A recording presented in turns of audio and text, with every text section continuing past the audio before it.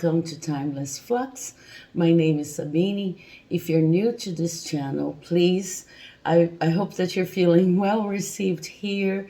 And if you have already watched any of my readings, feel welcome back. I am truly honored that you've decided to hear my messages. Well, spirit messages, my guides, collaborating with your guides once again. This reading today is very special because it was actually one of the readings the community here voted for so that we can wrap up on 2022. It was an intense year. As I say that, I'm kind of can almost hear you laughing and like sharing this intensity feeling with me. But I just wanted to explain what it all came from. It really started, I didn't want to kind of give any kind of how can I say, any kind of spoiler in a poll in a community tab, but it started really in a funny way because I was watching the series you probably have heard of, Wednesday. That is kind of a spin-off of the Addams Family, and I am a huge fan of the Addams Family in all of its versions, its TV version, and then the older movies, and all of the different actresses that have embodied Wednesday's character. Wednesday character is one of my favorite characters in the city, in the series, and I highly identify with her and also with Morticia Adams.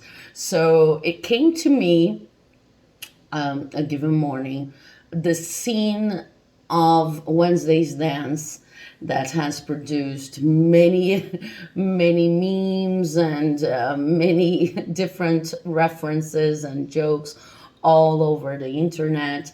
I love the scene. I have watched the actress, now I forgot her name, giving interviews about it and its construction and lots of backstories on how they film, how they shot this scene. And I was really inspired because authenticity has been one of my key words to wrap up on this year. As well as discernment.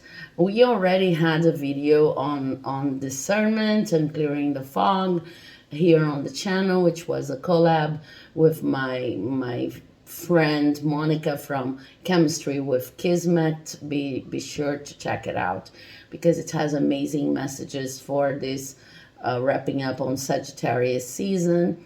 But then I got this message or this inspiration through watching Wednesday, the series, and the whole connection with Addams Family, specifically the scene in which Wednesday, the character, is dancing in a very particular way. And this scene to me talks about being who you are and not being ashamed of expressing yourself in any way, shape or form you consider to be the most authentic, respectful, and free version of yourself.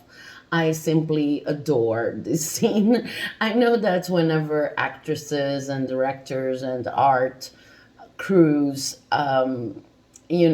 create this kind of scene, a lot of thought and rehearsal goes into it. But I truly believe that it ended up creating this sort of not a model, but this sort of a huge inspiration for all of us. And simply those moments in which we simply turn on the radio and listen to a song and we simply can't stop moving, and the moments in which we are free enough to just let our bodies shake to a rhythm and there's nobody looking, and we simply feel the need to express ourselves as a child would, with no reservation whatsoever. And it really got me emotional even when I saw it, no matter how funny it was, and raised my energy levels. So I came up with this idea of what makes you unique, and what would be your dance was the first question that came to my mind. But when I created the poll in the community tab, I wrote what makes you unique plus how to make it shine in 2023, because I didn't want to give any spoiler into this whole what's your dance and how do you dance concept yet. Okay, but basically what we have today is a reading focusing on how is it that you dance in the universe in your own unique way. How is it that you express your gifts and you show your divine virtues in your own very unique way, plus how to make these gifts, these virtues, this representation of yourself, of your higher self in the world, how you express yourself, and how to make them shine even more in 2023. And because of that, as I was composing this small scenario here, of course I tend to work with the selenites here, the selenite pieces I have going on here.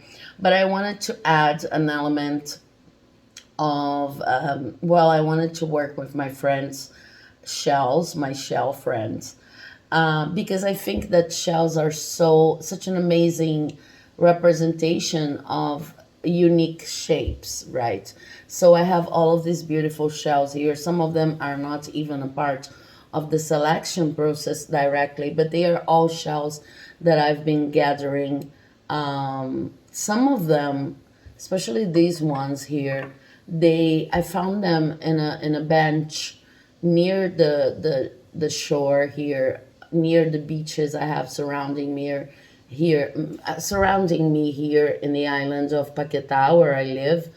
And one of these days I was just strolling, something that I do a lot, and I found this huge amount of shells in a bench, as if someone had already been there, collected them, and meant to, come back and retrieve them later on. And I was kind of, should I get some for me or not? Because there was no one around.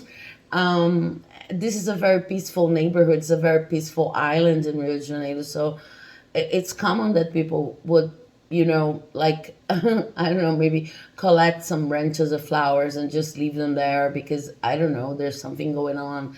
I'm already carrying too much, and then I'm later going to come back and retrieve and bring them home. So I was kind of observing to see if anyone would come back, but then nobody came back. And then I noticed that these shells, they were kind of cracked, and maybe there had been a previous selection of what this person would actually bring home, and those were like the leftovers. But I thought these shells were so beautiful that I couldn't just simply leave them there on the bench by the shore. So I've decided to bring some home. And these are the shells that are actually matching the piles and marking the piles so that you can then do your selection. I've also decided to mark the piles that then we're going to shuffle as the reading goes. We're going to shuffle for more cards, but from oracles and from tarots, but from tarot decks. But I've decided to mark each pile with an affirmation, which is something that I do not normally do because I don't want to influence the readings that much. But in this specific case, since we are talking about what makes you unique, I thought the affirmations could bring you an extra hint on who you are. And I thought this kind of co-creation before the reading even starts could actually be helpful in this kind of reading. So what we have here is pile number 1, pile number 2, pile number 3. And these affirmations are affirmations that I have been actually working with myself every single day. They were already separated from this Love Oracle deck, Love Oracle affirmation deck. I have been working with these affirmations myself after a process that started during Scorpio season. I want to show them to you so you can base your choice in the affirmations, in the shells, in the order, maybe the numbers, 1, 2, 3. I'm going to show them to you, and then you decide based on whichever you want. I would recommend, since I'm talking about what makes you unique, that for this reading specifically, you do not choose more than one pile, because I'm sensing that readings will become really specific, okay? So maybe we're going to have a process in which if you choose more than one pile, messages are going to get kind of lost or maybe too general. But of course, follow your intuition and follow your own guidance on this topic.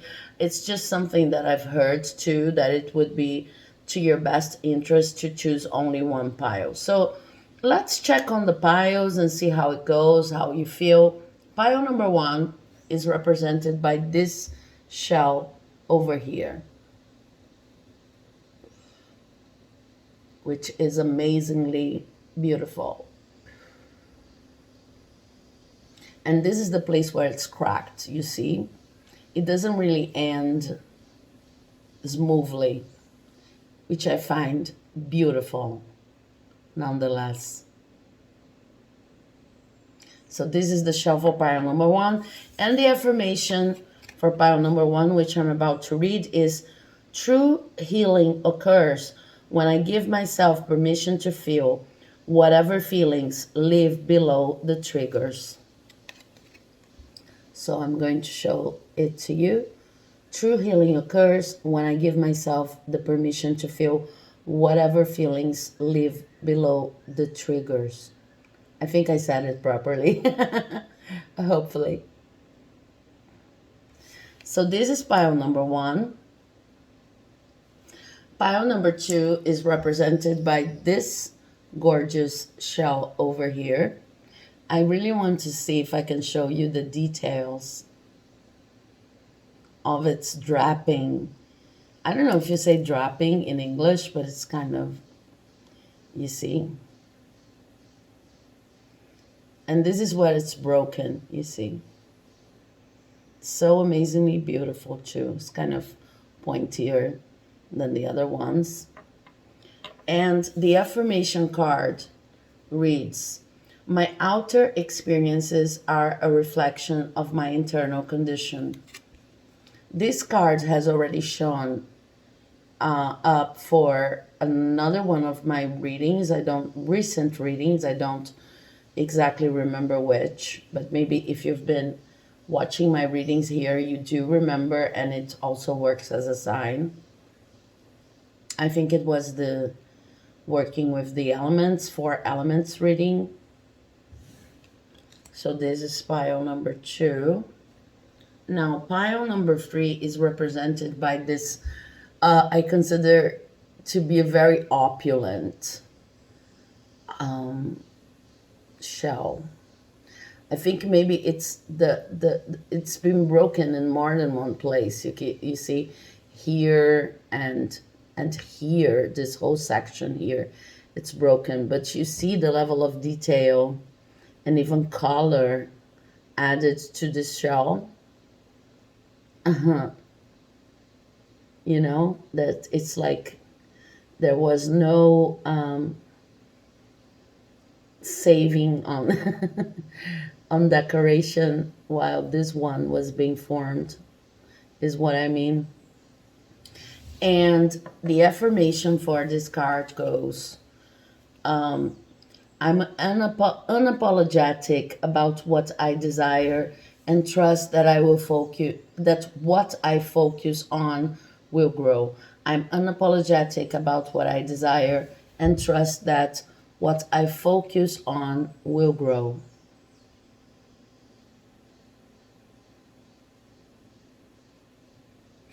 So this is my input, or spirit's input, on your selection. Yeah, let me turn on the light here.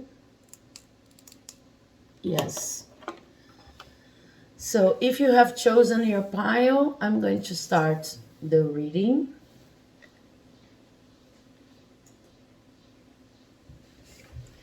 Okay, so if you've chosen pile number one, then maybe you've chosen this pile because of this beautiful seashell here. Something that's coming to my mind, and then I'm going for it, is that all of the shells in this reading have been collected, as I told people in the introduction. I don't know if you skipped the introduction. On the beaches here on the island where I live in, and these are bay beaches, because I live on a bay island, Guanabara Bay Island, called Paquetá. So they have a very specific format to them. They are not open sea shells. They are more round, and this specific shell, it seems to have gone through its own process of maturation. Of course all shells go through that, but it's rounder, even it's in its pointier edges. You see, it's rounder. So it kind of reminds me of someone who had to go through its challenges in life, their challenges in life, and learn how to smoothen, I think it's how one would say in English, how to make their edges, their pointier edges, smoother. And this is actually a part of what makes them unique and what makes them shine the most, which goes very well together with your affirmation that is, true healing occurs when I give myself permission to feel whatever feelings live below the triggers, which means that if you're feeling anger, if you're feeling frustration, if you're feeling you name it, whatever kind of feeling receives a bad name in our Western society, anger, frustration, sadness, whatever, if you allow yourself to feel those feelings, then you are going to be equipped to live your fullest version and be honest and honor your fullest version, the fullest version of who you are in its most amazing manifestation. And it also connects to the inspiration for this reading, which is, as I was saying in the introduction, the character Wednesday from the Addams Family and the way she dances in this new rendition of the series we have going on Netflix, right? So since this is a reading about what makes you unique, I feel called to tell you that you've been through a series of experiences in your life that has really shaped the way you see the world. So far, I'm saying something very generic. I'm aware of that. But big part of what makes you unique is understanding that instead of trying to course correct based on maybe what other people would consider negative experiences, you would take the shadow feelings that have been awakened by this experience, or feelings that get a bad name, like anger, those feelings was mentioning. And I'm really making an effort here not to use the word negative feelings, and just simply regard them as material, as plastic material to live a fullest life. Much like an actor or actress would regard any kind of feeling they have as material to the creation of different characters they then need to present to the world. It's like looking at those emotions with no judgment whatsoever, and this is a part what makes you unique.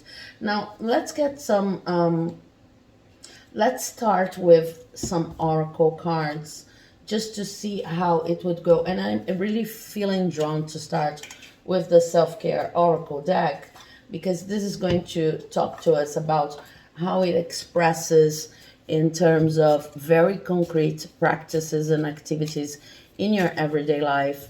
So because I want to get a view of how you go about your activities, your routine every day, so that you can also know if this pile is for you, this message is for you, if it truly resonates or not, before we go deeper into what it means in terms of a mission or of your spiritual path, okay? But what I see here is a person who does not throw away any kind of emotion, understands emotions as a source of the purest and most intense magic they can produce in the world. So they are not, well, you are not about judging emotional responses.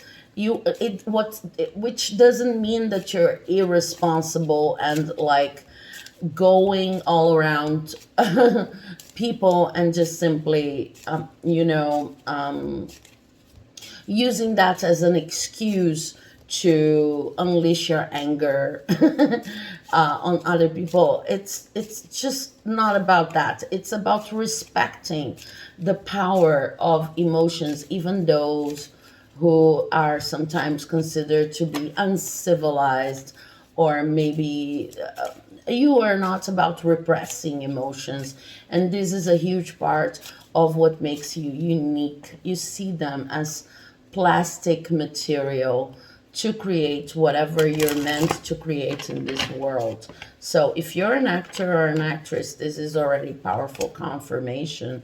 But let's see what else we have here. And I've been called to really bring a lot of cards from this oracle to the table. First thing that I'm noticing is that I have some cards in reverse, like looking at me, and some cards looking at you over there. And the first card looking at me, which would be a reversal, has something written in a journal. It's talking about a dream journal. Let me show it to you. Upright, right? It's number 20. So it's a card referring to your mission in this life. Maybe some of you are writers, or writing to you is a very powerful tool. I don't know if you explored this gift already, but if you're here, I feel like you do. But it could be a situation like a situation I've experienced myself in which I was writing.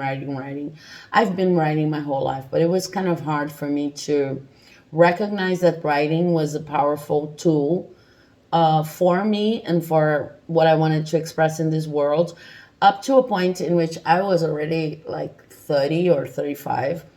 And I realized that whatever I've written in diaries my whole life had happened. It was kind of a surprise and even scary because, people talk about having this vision boards or things like that. And I had to reread several of my diaries before I recognized the power of what I've written my whole life. And I'm saying that because this card showed up to me in reverse. It is in reverse to me. It was like that, right? And there's something written on this diary. It says, "Are you sleeping?" Okay? Because this is not just any kind of journal. It's a dream journal. So I feel like for you, there are two things here that could happen in your life frequently. The first is that you write, and writing is a powerful mechanism to you. It doesn't matter if we're talking about the level of professionalism people tend to associate to, a romance writer or something like that. But you don't have to write books or write any kind of professional writer, any kind of professional piece. But this card is also talking about the power of your dreams, okay? And when the sentence here shows up, the question, "Are you sleeping?" It also talks about how important it is for you to sleep Maybe you've been your whole life dealing with insomnia and trying to balance the fact that you need more sleeping than other people would consider to be necessary for a grown up or even for a child, and being pressured to sleep less and to be more active. But I see that if you resonate with this bio, you feel like you need more sleep than other people, because it's kind of like a lot of messages and a lot of your magic, and what makes you unique is like processing these emotions we were talking about in the beginning of your reading while you're sleeping. Lots of powerful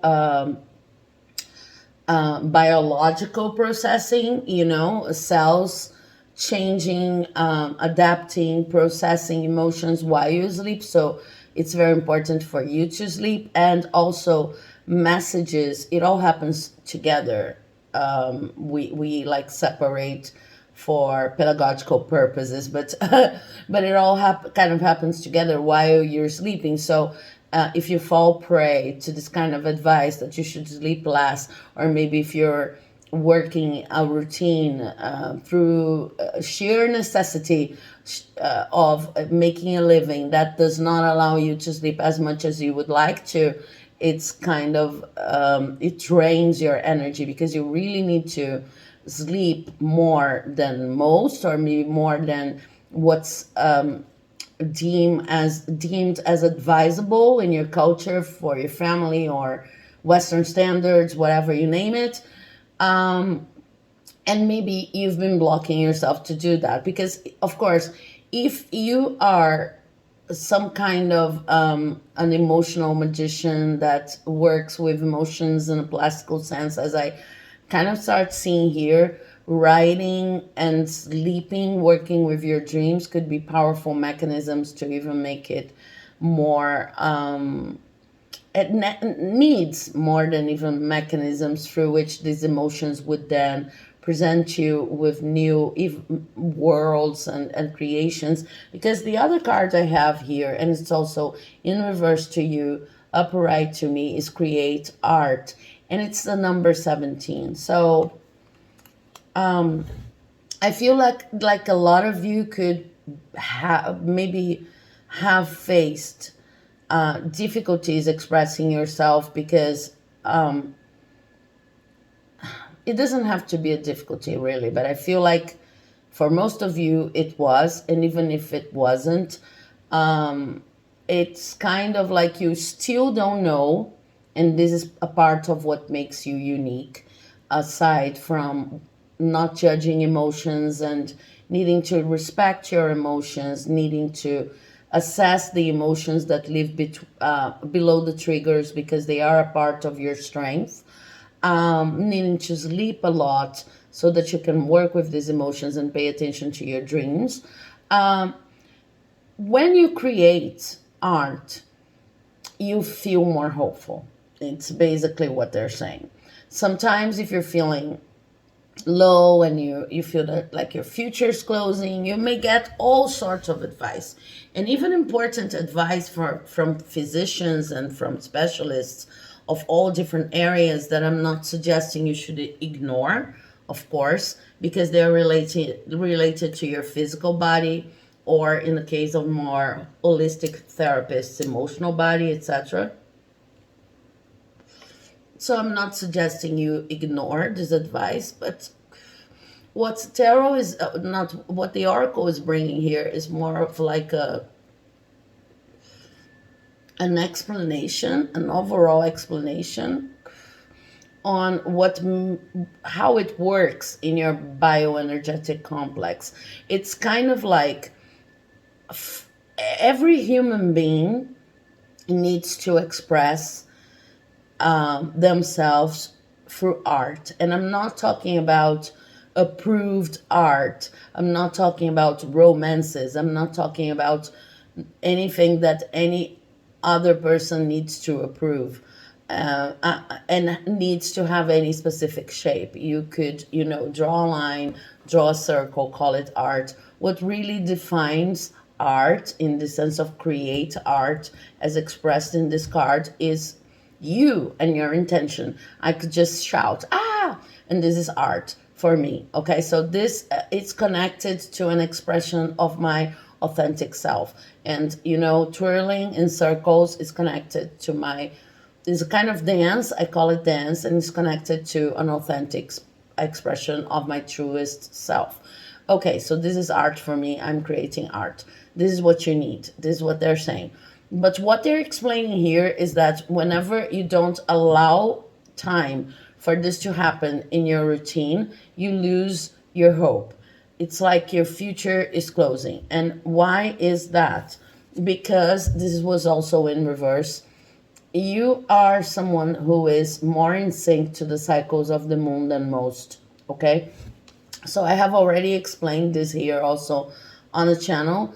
Our bodies are made, as I'm sure most of you know, to the cycles of the moon, because we are like, our bodies are composed by 70, maybe 80% of water, and the cycles of the moon, they are related to the level of the tides all over the world. So of course, if our body is mostly composed of water, then the cycles of the moon are going to be are going to affect how our body responds to well, to different situations in life. And our emotional body is, where is it in the physical body? What's the connection between the physical body and our emotions? It expresses in the water, in the liquids of our body. So there is a straight connection between the tides of our body, so to speak, and our emotions, the way they flow, right? So you, because what makes you unique is related to emotions and not judging emotions and expressing your emotions through art, through sleeping, so you have the time to deal with everything that you, all of the emotions that you're, as I see here, like alchemizing, because emotions are such an important material through which you manifest. The cycles of the moon are also very important to you. And I feel like this is, if it's not also new information to you, it's something that is or was also very hard to incorporate in your routine, but something that you always felt called to do. Okay, what I feel is already a part of your routine, if you're resonating with your pile, is reading, because reading brings us a powerful connection to emotions. It couldn't be any other way, as we are called to reinvent through the mediation of words whichever world is being expressed in a book. It doesn't even matter if it's a nonfiction book or a fiction book.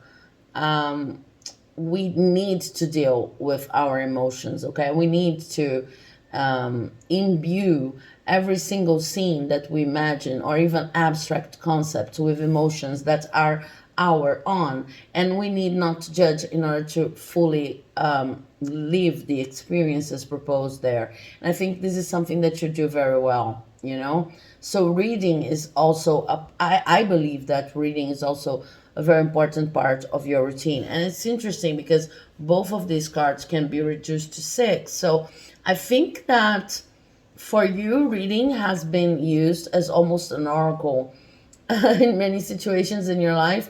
But what they're kind of saying here is that if you understand that you could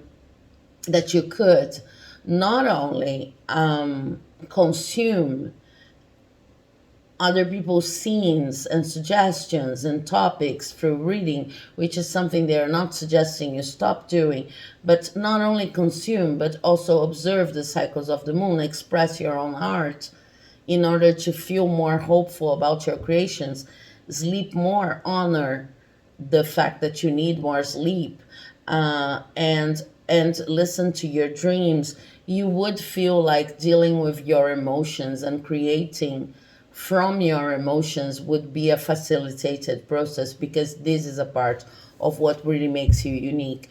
And the last card we have here is connect with the earth also in reverse. This is a number 13.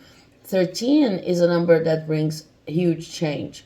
So it's like this is almost the missing link, in your reading here, which is totally understandable.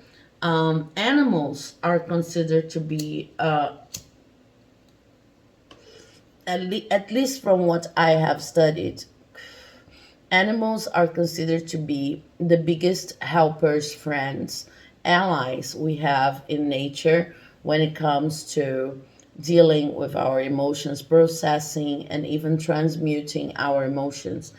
But aside from animals, any kind of vegetable, we tend to see them as, of course, more static and maybe, due to our own prejudice, less alive in some ways because they don't move. Better saying because we don't see them move. I'll leave you with that. But they can be, and they actually are, for what I believe, more sensitive to our emotions. I don't know if you have lived the experience of having a plant die whenever there's, or reach a level of illness or bad health, when there's something that, when there's someone that's ill in a household. It happens because this plant is actually helping you live through this illness, or helping the person who's ill live through this illness. It's paying a service in a sense, for at least for what I understand.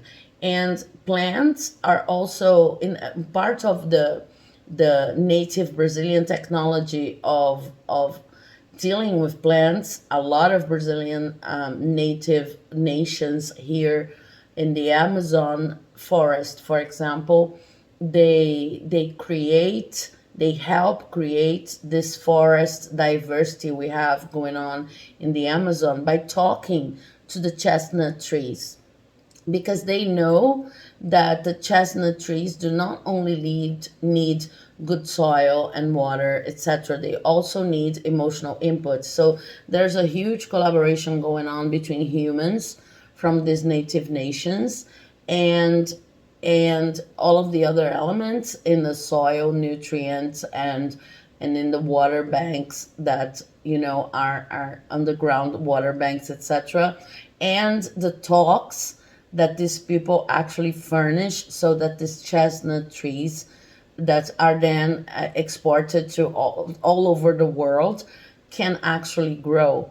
They know that if they talk to the trees, they are actually a part of the agricultural process that makes this diversity even more diverse, makes the trees happy, and they are a part of what's making these trees grow, because they can help transmute the energies directly through honest and emotionally positive conversation with these trees. They do not see this as, esoteric babbling. They see this as part of an ancient technology whenever they talk to these trees. So I see that from these first cards here, what makes you unique is based on the power of your emotions, harnessing these emotions in an everyday basis, not judging your emotions, knowing how to transmute these emotions, which are actually very powerful. And this is all based on creativity. And see, I'm shuffling from the Power of Love Activation deck, and the first card that came into my hand, I kid you not, is creativity. Now, let me read from this card. You love to devise new ideas, innovations, and forms of illumination. As I say that, there is a small lizard crawling on my window. I don't know if this is actually a trigger to you. I'm sorry. But to me, it's a sign that this reading is blessed by nature. But with creativity here, I'm kind of confirming everything that I was seeing before.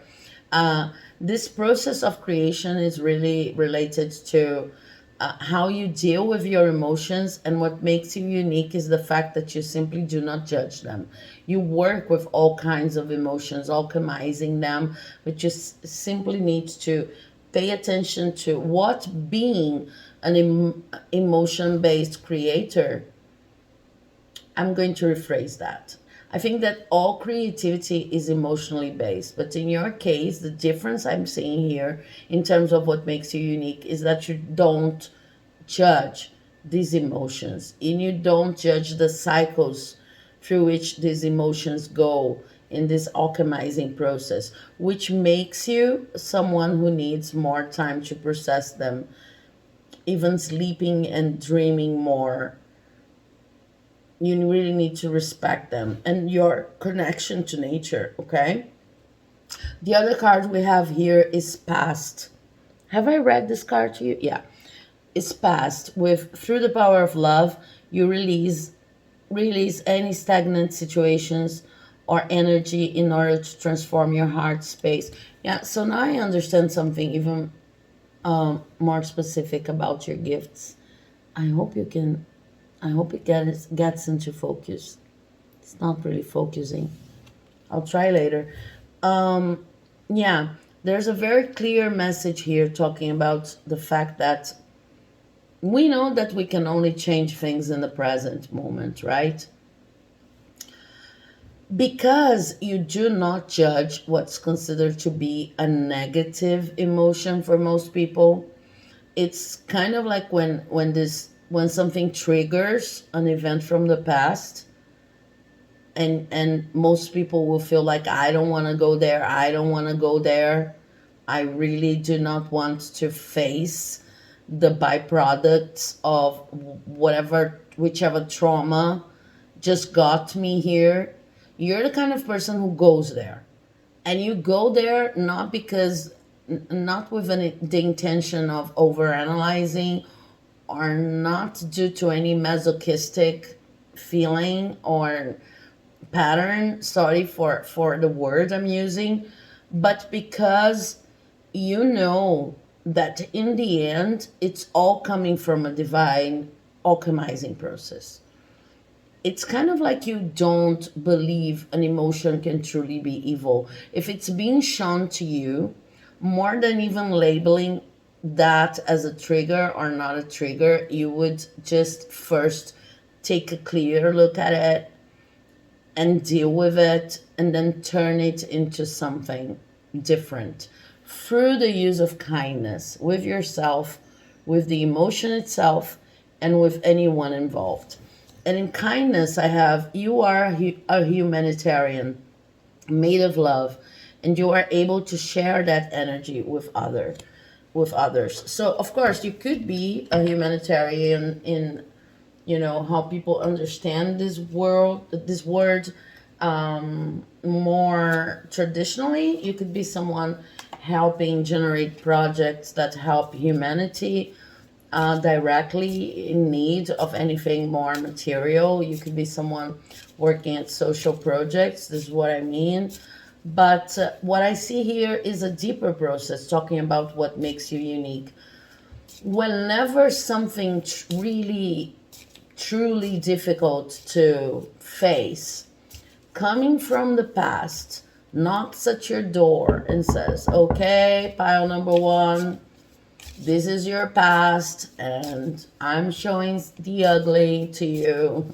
What everybody says is ugly, when most people would simply want to hide beneath their beds, below their beds. You're the person who's going to say, well, if it's showing up, how about we call it material for our next phase in life? How about if this is the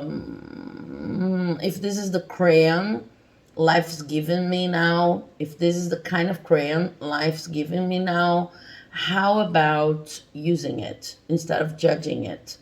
And then you turn something that could be heavy, that could be even paralyzing, into something that's going to become your next most brilliant creative work. Because when I shuffle from the Monology deck, the first card I have, I kid you not, is New Moon in Aries. So it lights you up no matter how difficult is the emotion arising. And it doesn't light you up in a place of, "Nah, I'm going to get over analytical so that I can solve this problem and then, go to smoother waters so that I can actually start my project." No, it's just like you take a look at it and, okay, this is what I have to deal with right now. You're not judging, you're just, okay, let's put it in very concrete terms. The emotion rising right now is about this old ex-lover, this ex-lover. And it's really hard because I'm dealing with loss, I'm dealing with pain, my ego's frustrated right now, and it's reminding me of how much I was into this person and I felt betrayed, etc. Okay, this is the material I'm working with right now, and it actually gets you excited to work with this kind of material. And you're actually going to see if this is going to become a drawing, if this is going to become the next kind of move, if you're not an artist, that you're going to incorporate in order to make your social projects or your work, the work that you do to earn your living, more inclusive of people who are actually suffering from similar kinds of trauma. Or if you're going to express it in a song. But of course, this movement is not what most people would do. Most people would lead would deal, sorry, with this kind of past knocking on your door, especially if it brings emotions considered to be negative. Well, the first reaction, I imagine, reaction, not action, because you act, you do not react. The first move would be like, I just want to hide. And then if you have this kind of strength, most people would go looking for therapy and, how am I going to deal with this so that I can reach again a phase in which I'm strong enough to then start creating again, and feeling like I have the strength necessary to move on with my life. It's like, what makes you unique is that you don't see things like that. It doesn't matter if your memories, your past is bringing you something that seems positive or negative. You're not even judging like that. You're just alchemizing whatever fills your plate at the moment to alchemize. And in this sense, you're always in the present. You're very into the present, like being in the present, as we say in spiritual terms. Because with this new moon in Aries, and it's time to take action. It's like for you, it's always time to take action on your emotions. You really cherish your emotions in a non-judgmental way. And Aries is like the first fire of the year. So this is what brings you a characteristic that a lot of people, I believe, around you fail to understand. You're always ready for action. You could be a sun or maybe rising in Aries, more rising in Aries than anything else. Or you could have this sun rising signs in other fire signs like Leo or Sagittarius. But Aries is a strong indicator here. It doesn't have to be, it's just like an extra piece of confirmation if you came up to this point. And the other card from the Monology deck I have is look at the bigger picture. Full moon in Sagittarius, also a fire sign, right?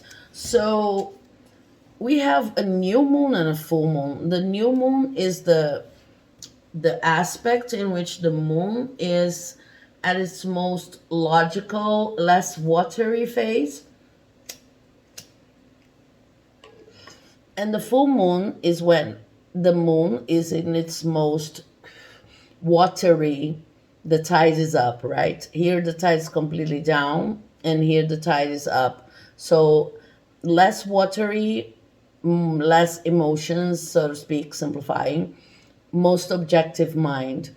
More watery, tide is up, less objective mind. So the full circle here would be, you're always ready for action.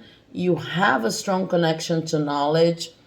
You're more interested in your emotions for what they can bring in terms of knowledge, in terms of plasticity.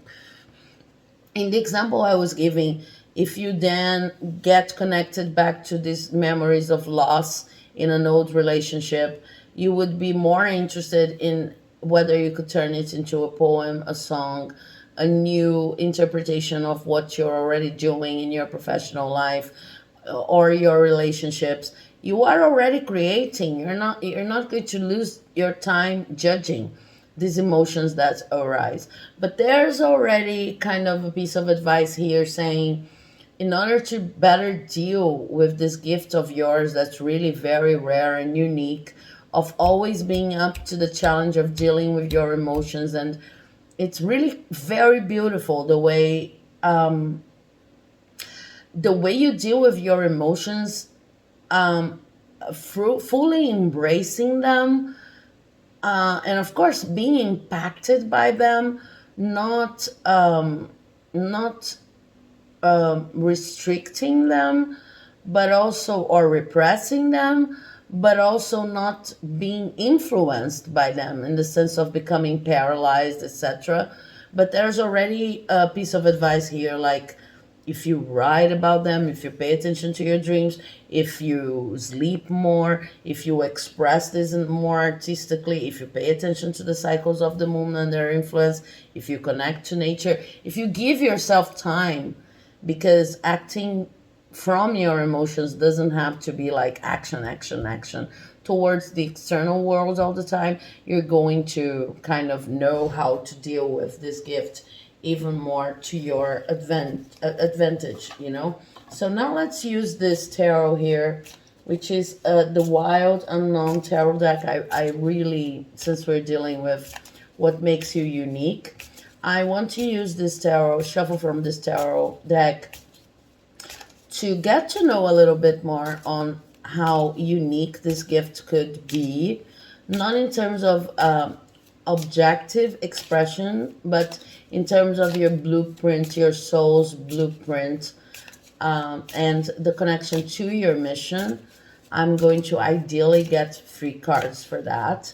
And then we're going to use the La Santa Muerte deck to talk about how to make it shine in 2023. But first, let's talk about your soul blueprint and mission, using the Wild Unknown deck here. Let's see how it goes. Okay, so why is it that you dance with your emotions so well without judging them?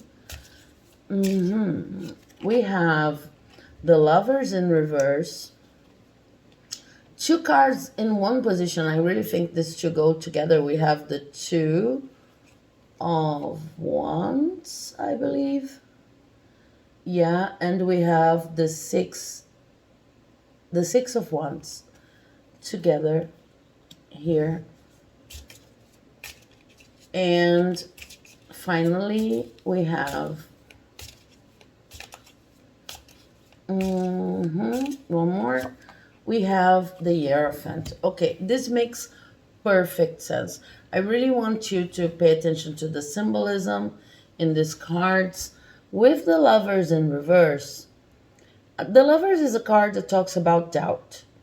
If you have such a powerful connection to your emotions, this probably, if you're watching this reading at the time it's being uploaded, and of course we have a plus on how to make them shine even more in 2023.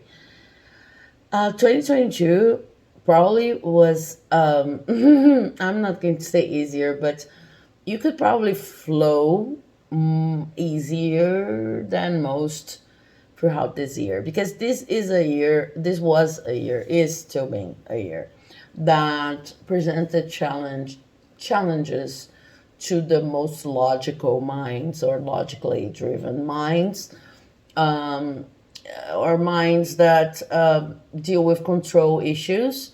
If you have such a connection with your emotions, it was probably easier for you to flow throughout the year. With the lovers in reverse, what I see here really is that it's easier for you to base your decisions into your internal compass. And this really makes you unique. When a lot of people are still trying to figure out what a certain situation is bringing and are getting lost because they feel like they're being actually driven by their ego, trying to save face, and trying in the end to get an answer that is going to protect them from any kind of harm. You're just simply flowing with what feels right to you. It's kind of like because you don't judge the emotions that are being triggered by any given situation. And I'm using the word trigger here very freely. So every situation is going to trigger some kind of emotion, right? And because you're not judging, you're able to respect the way you feel easier than most. I hope you understand what I'm saying. So it's easier for you to like leave the table when love is no longer being served there. I don't know if you know this sentence from Maya Angelou. I hope I'm not mistaken, the writer Maya Angelou. If I'm mistaken, please let me know in the comment section. But it's easier for you to simply leave the table when whatever you're feeling is not to the most advantage of your current ongoing project. I'm trying to make it fit to an interpretation, to possible interpretations of your everyday life. Or even if you're working with a certain group of people and what you're feeling is not exactly what you would like to be feeling, then you're able to make a conscious choice of staying there, but with an experimental attitude. Like, let's see how it goes. Let's see how far it goes. But then this would be a conscious decision of, yeah, I'm not like doing this because I want to be a martyr, because I want to show off, because I want to prove myself. I'm just doing that because I feel like emotional responses are to be understood as information providers. I know that this situation is not comfortable, but sometimes I just want to experiment with what makes me feel uncomfortable because I feel that at this certain phase in my life, I need to expand. So if expansion is what I need, I'm going to stay here at this uncomfortable place. It's like you operate your internal compass very well. It's a smoother process for you than most because you deal with your emotions like that, and this really makes you unique. Your success with this Six of Wands here is strictly related to the way you choose whether you're going to stay or not, the way you make your choices in life, really. It's what provides you with the information you need whenever you are at a crossroads in your life. So this is what I'm saying, that 2022 has been a year in which decisions were thrown to our faces, and many of these decisions were kind of trying to help us develop discernment. I was talking about this in the intro for this reading. And it was not easy for most of us. And I'm not even saying that was necessarily easy for you.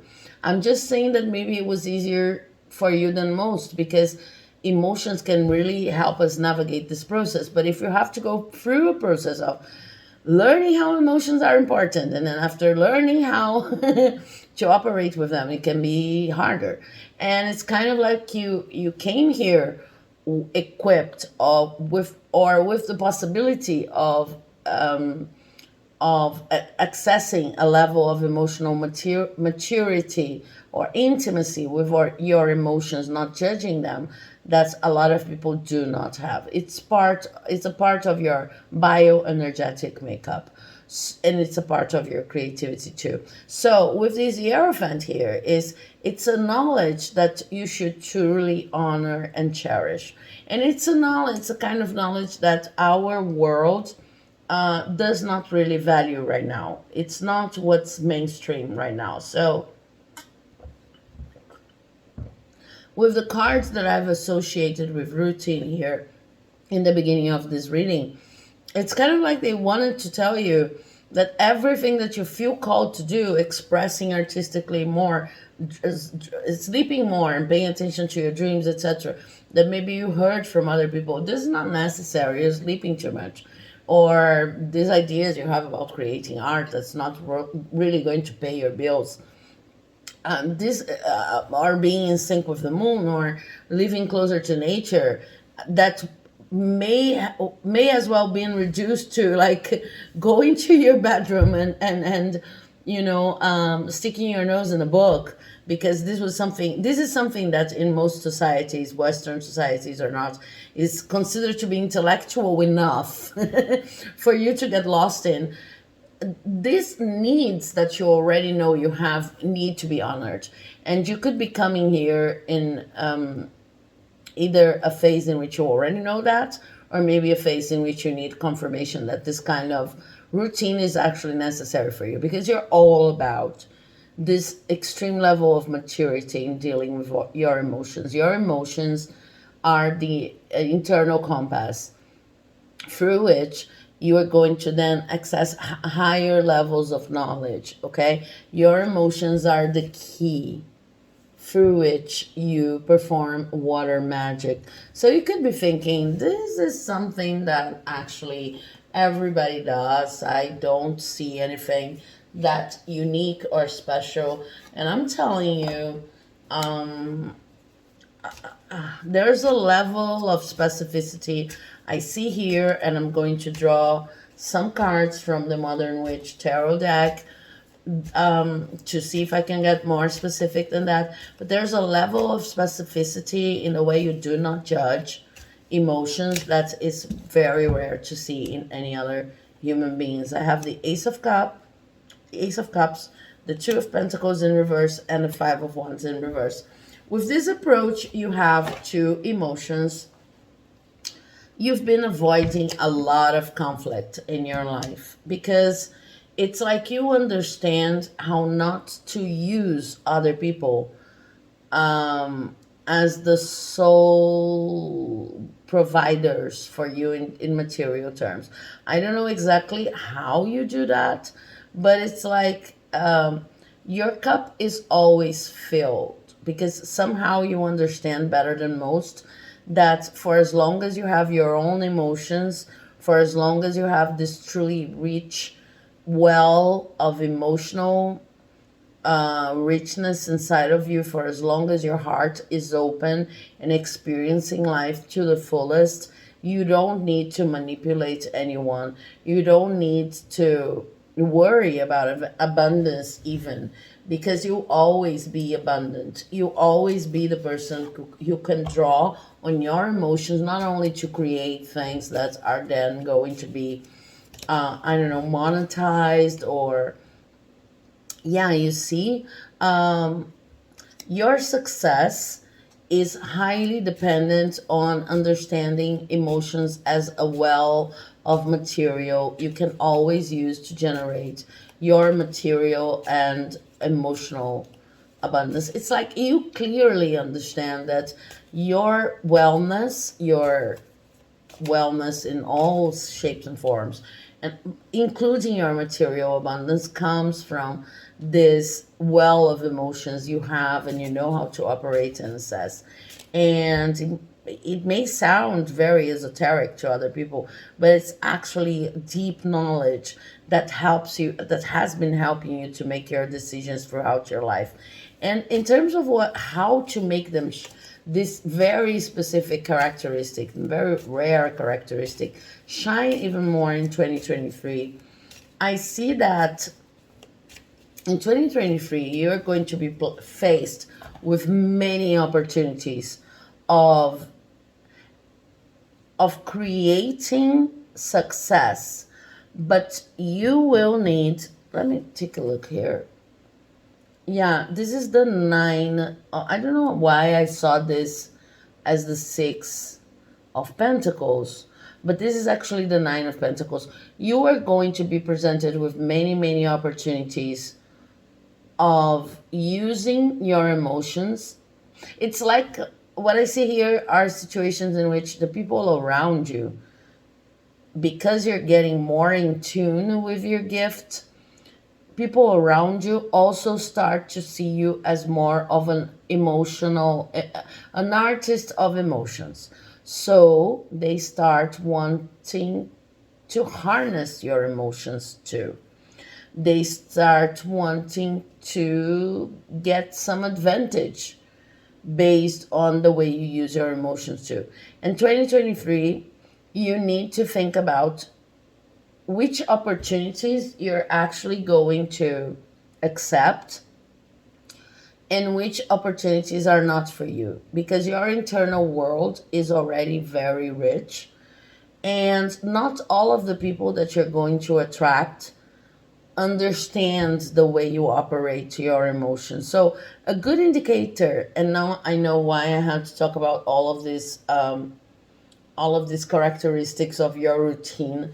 A good indicator of whether people are honoring your process with your emotions or not in 2023 will be if the project requires you not to sleep, be in tune with cycles, and requires you to be more mechanical about the way you deal with your emotions, then it's probably not for you. Because what I see here is a process in which you are going to have access to brilliant creative projects that you're going to do with other people. I see something starting in 2023 that's going to bring you a lot of money. Not a lot of money in the sense of becoming rich fast, because it's actually a very slow moving process. But it's enough to fend for yourself and help other people. It's a lot of money, but it's not a becoming rich, you know. But you will need discernment, and it's emotional discernments, like what's the cost of this project in order to make your unique emotional creative characteristics shine. You will need to see what's the cost involved in which project you accept. If the people offering the projects, because I see these projects as offers, people coming and saying, it's like the world around you is becoming sensitive to your own sensitivity, your own way of dealing with emotions. So they start saying, okay, this person is amazing. This person can turn an emotion or an artistic expression that we think is sour into something that's actually monetizable and scalable. So I want a piece of this cake. But this kind of people, they're going to require you not to take care of yourself. And if you're not really sure that your gift is powerful and is to be respected and honored, maybe you're going to feel weaker in their presence, but a good in their presence. But a good indicator that this project is not for you, or those projects are not for you, is that they're going to require you not to take such good care of yourself, to sleep less, or not to be as creative, as artistic creatively as you want to be, or not as in tune with the cycles of the moon, or not having time to get in touch with nature. All of those things we've mentioned before, okay? But there will be at least one project which is low moving, that's going to feel like, okay, I can do this. It makes me excited. It's a project that has the space to honor all of these different emotions I'm used to work with. And it makes me feel creative. And I really do not have to, the cost is not impacting my quality of life. There's nothing in this project that keeps me from sleeping the amount of hours I need to sleep, or there are no people in this project that want me to serve them my emotions on a silver platter, transform, transmuted so that they can make money, but do not honor the needs I have when I'm alchemizing these emotions. Okay, and what I also see is that with this Nine of Swords in reverse, this project is going to bring you like an answer to a problem you've been having when it comes to how to present this gift to the world. Because I feel like for most of you, there has been some kind of disconnect between, okay, kind of almost in silence, quietly, that that the way you deal with emotions is your true secret strength. It's almost like you have a facade to interact with the world, and you say, "Yeah, I'm very good at XYZ because I took this course. I'm very good at XYZ because I have this degree. I'm very good at whatever because you kind of disguise it in another label or something that's more socially acceptable." But you know that in the end, it's all about emotions and the way you deal with emotions. If you know the project that's more authentic to you, and that's going to, if you recognize it and accept it, and are not afraid of accepting of not accepting projects that are going to cost too much in terms of maintenance, if you honor this gift, then you are also going to learn more about presenting the importance and the power of all emotions, of not judging your emotions, and dealing with this internal compass to the rest of the world. You don't have to be you don't have to be shady about this anymore. You don't have to hide it anymore. I see you even, not maybe in 2023, but years to come, I see you even becoming teachers on how to do that, helping other people get in tune with their emotions. Maybe you could turn it into some kind of a course, write a book about it, helping people who are more analytical or logically based to get in touch with their emotions. So this is what I say is unique to yourself. You are someone who really truly understands that emotions are conduits, but more than that, they are the material through which you can manifest anything you want. And you see them as meat. If you're making this recipe, you see them as meat and salt and pepper. It doesn't matter the taste they have. You don't judge them, but you just alchemize them all together in order to get what you want. But up to this moment, it's like you couldn't talk about it freely. Miracles occur all around you, and you cannot tell people that what you're doing is actually alchemizing emotions. And in 2023, you're going to have an opportunity for a very special project that allows you to talk about it openly. But you need to understand that you also have other opportunities as the world sensitizes to this kind of gift you have. But the indicator you have of which project is for you and which project is not for you is that the project which is for you actually honors needs you have for further rest and ways of expressing that are strictly connected to your emotional gift, and that other people may see as, just things that are not that necessary, or that you're inventing, or that, are, how can I put it, are idiosyncrasies, So that's an amazing gift. It's really something that a lot of people would want to have.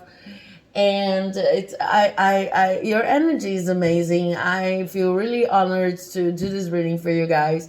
Please let me know more about your gift if you resonated with this bio.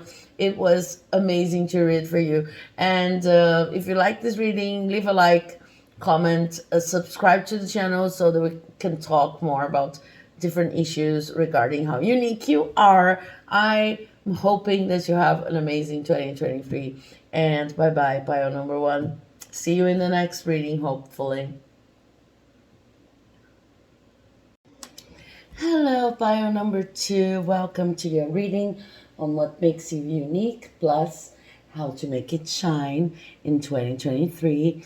And if you're here, it's probably because you've chosen either this card or this shell. So let's start talking about this shell. I see some pointy edges here, and they're really quite pointy. If you're not careful, you could end up hurting yourself.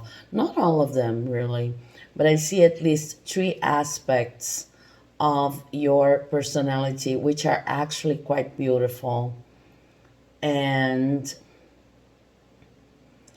maybe people see as a little bit scary. Some of the I see that the way you came into this world, you had some personal characteristics that were a part of your bioenergetic makeup, your personality, but it goes deeper than that, really. But they were kind of, I mean, it's not that they were like that, but they may have come across as confrontational to other people. And I see that you have worked through at least four of them, because this shell, you see, it is a beautifully it has a beautiful design to it, and it's all kind of leading to a spiraled, it's like a spiral on top of a spiral, you know. And I don't know if you can see the delicacy of the many spirals that actually compose, just like a membrane between this more solid tube formations here. Because if you look from within the cracked open space here, you see that these are like tunnels, and each tunnel used to have a pointy, at least one pointy edge to it. But then we ended up with three characteristics that sound to other people, or that seem to other people to be a little bit more intimidating, and at least four other characteristics that you've been working with and really make you special, really make you unique. So I'm really curious, because it seems to make you someone who is, it's not that people are scared of you, but you may sound intimidating or confrontational. You may come across as confrontational, but it's precisely what people tend to admire about you. And there's like a straight up,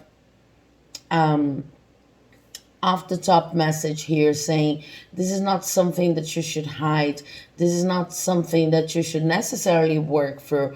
Of course, it may have brought you even sadness in the past, but it's not something that you should work through at up to the extent in which you feel you're losing an authenticity, or just because other people do not feel comfortable with that, because it is a part of your true nature.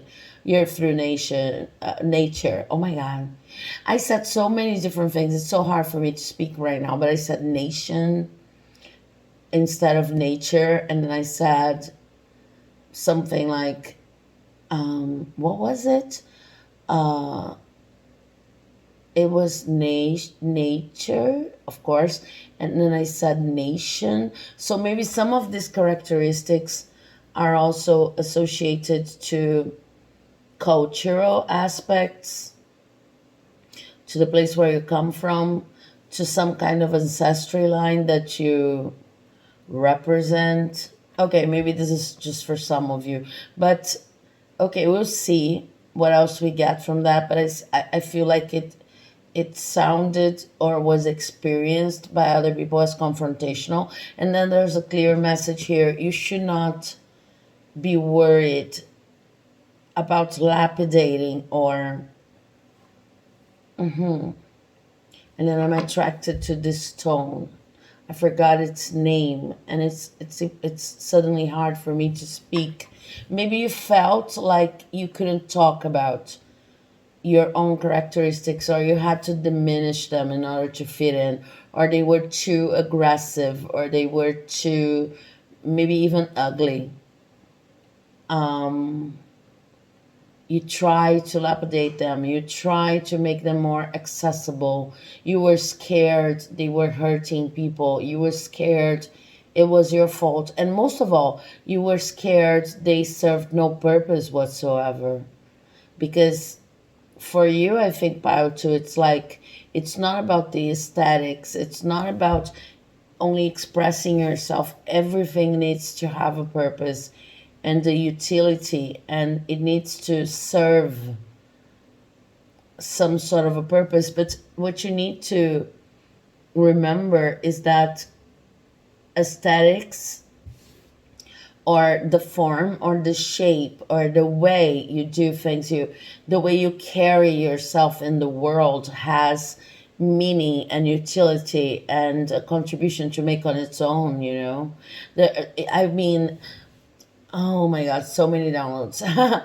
It's like, it's not only about, when you think about utility, when you think about purpose, it's not only about the message, it's also about the way you're going to convey the message. It's also about the packaging. And there's something about your package, and there's something about the way you go about things.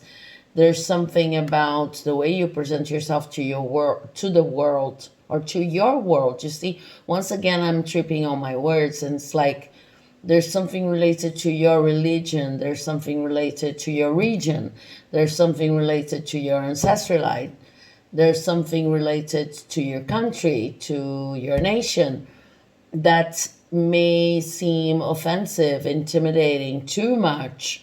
One of those adjectives we use when someone's different, or has different traits, or chooses to adopt a more political instance on the way they're going to present themselves in the world. And maybe you thought that you had to diminish, or that you had to fit in, or that you had to hide some traits, because maybe you thought they could not only be hurting other people, but they could be detrimental on their own. And you're the kind of person who's very practical. If something does not have meaning or value, or cannot be used, but look at this shell. What's the value of a shell? Is it dead? I'm using it in this reading. I'm channeling so much energy, so much beauty, so much inspiration through the sheer image of its shape. Shapes also talk to us. The way you present yourself in this world is filled with different layers of meaning. This is the first message of the reading, and there's something poignant about you, which is actually very necessary in this world. There's something very unique about the way you present yourself in this world. And then again, there are these 4 aspects of your uniqueness that you have already like tuned down, and 3 of them that you couldn't. These 3 are essential. I don't know why I'm saying that, but this is what I'm channeling. So let's see if the oracle cards, the tarot cards are going to give us more information on that. But the affirmation that you've chosen to work here with says, my outer experiences are a reflection of my internal condition. This also goes for the way you present yourself in the world, right? So your body, your vessel, the way you talk, the way you not only experience, but the way you position yourself in the world, the experiences you choose to highlight, the experiences you choose to bring to people, the way you communicate, what comes from within, whatever, what you say when you're not over judgmental on what you say, without filters, no filters, hashtag no filters, is also a reflection of your internal conditions, and most of the times it needs to come out. I seem to be channeling here an excessive concern, not with other people, with what other people will think, but am I going to hurt them because I know I'm so poignant? I know I have sharp edges, but sometimes I think that these sharp edges are necessary. I know how I come across. You seem to be filled with awareness on whatever makes you unique, really, like as if you were even someone who really doesn't need this reading, but you're coming here out of the need to have someone else tell you that this is not a dream.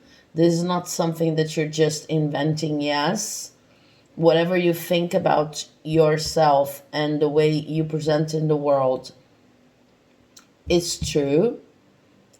There are sharp edges. You've done your best to fit in, but it is not in your best interest. And most of all, it is not in the world's and in your community and in your country and in your region's best interest and in your culture and in your religion best interest to soften, mold, try to fit in with these sharp edges, because they're actually there for a reason.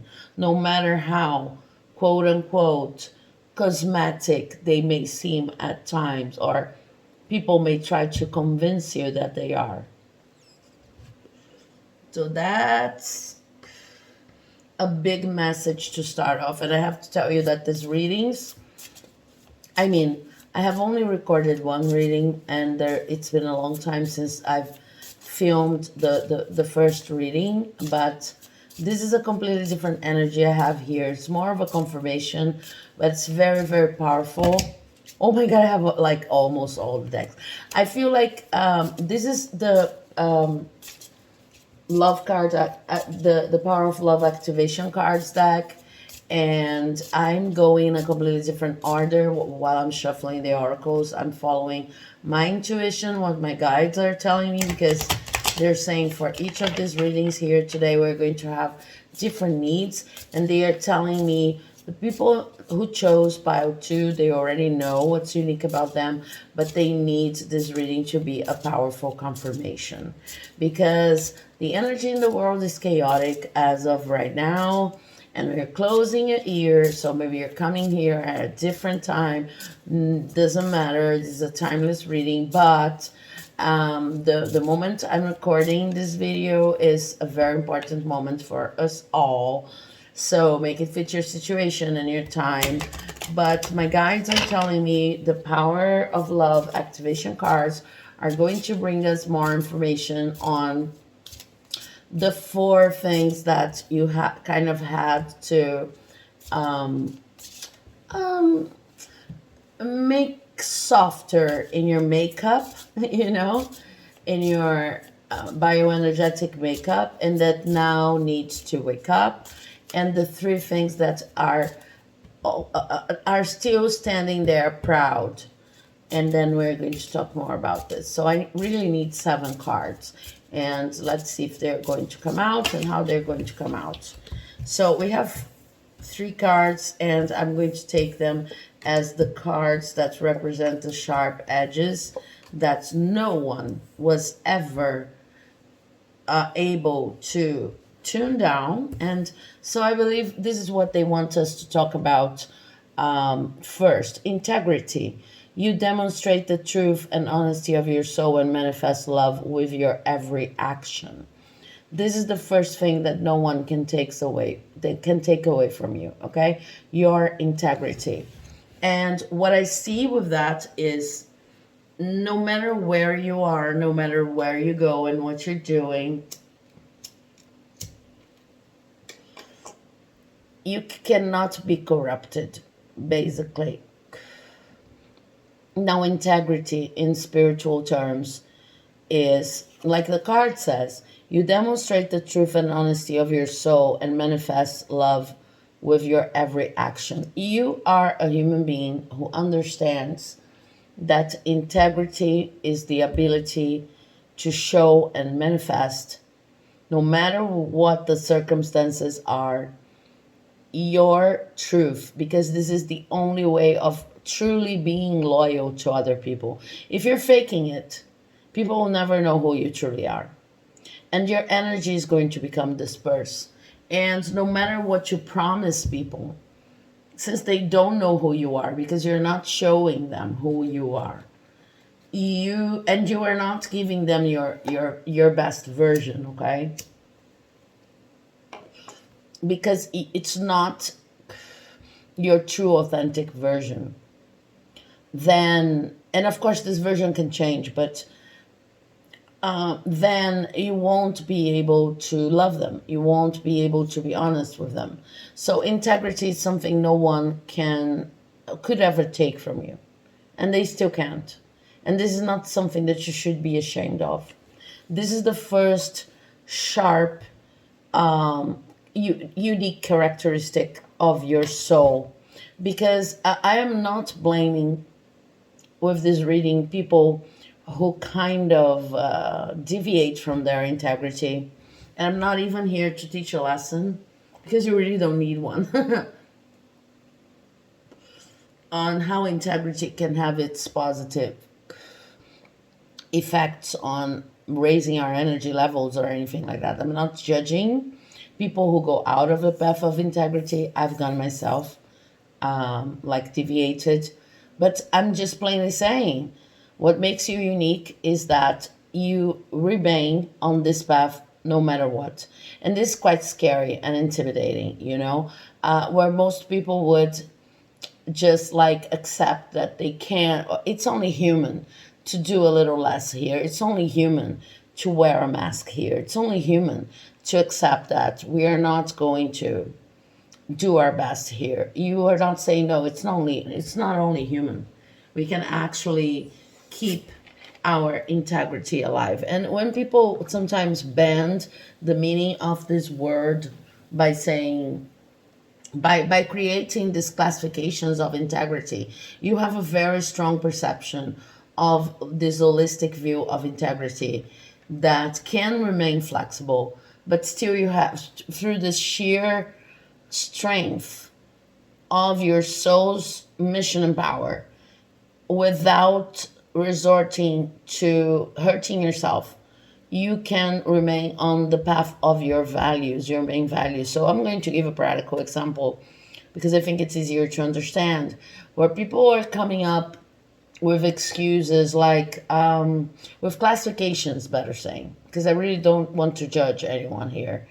Like classifications, they say, not excuses, classifications like, the world is not perfect, and there's my integrity, like my mental health, and then there's the integrity of the work itself. That sometimes they seem to collide.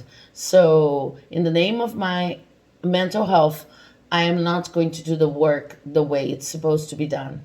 You are the person who's going to vouch for the integrity as a whole and leave the workplace. So you could say, some people could say, not you, really, could say, but I need this job. And it's perfectly understandable. I'm not judging these people. But you're the kind of person who would say, there's always another path. I am not going to be the one who's going to stay here. I'm going to have faith that no job is going to, no job that's good enough for me is supposed to be done in a way that's not everything that I can offer.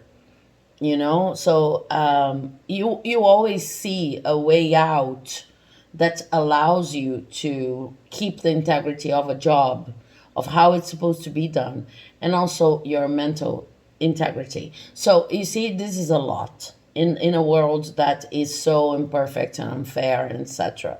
This is a huge part of your uniqueness, and it's quite intimidating to people who you will allow for more room for negotiation.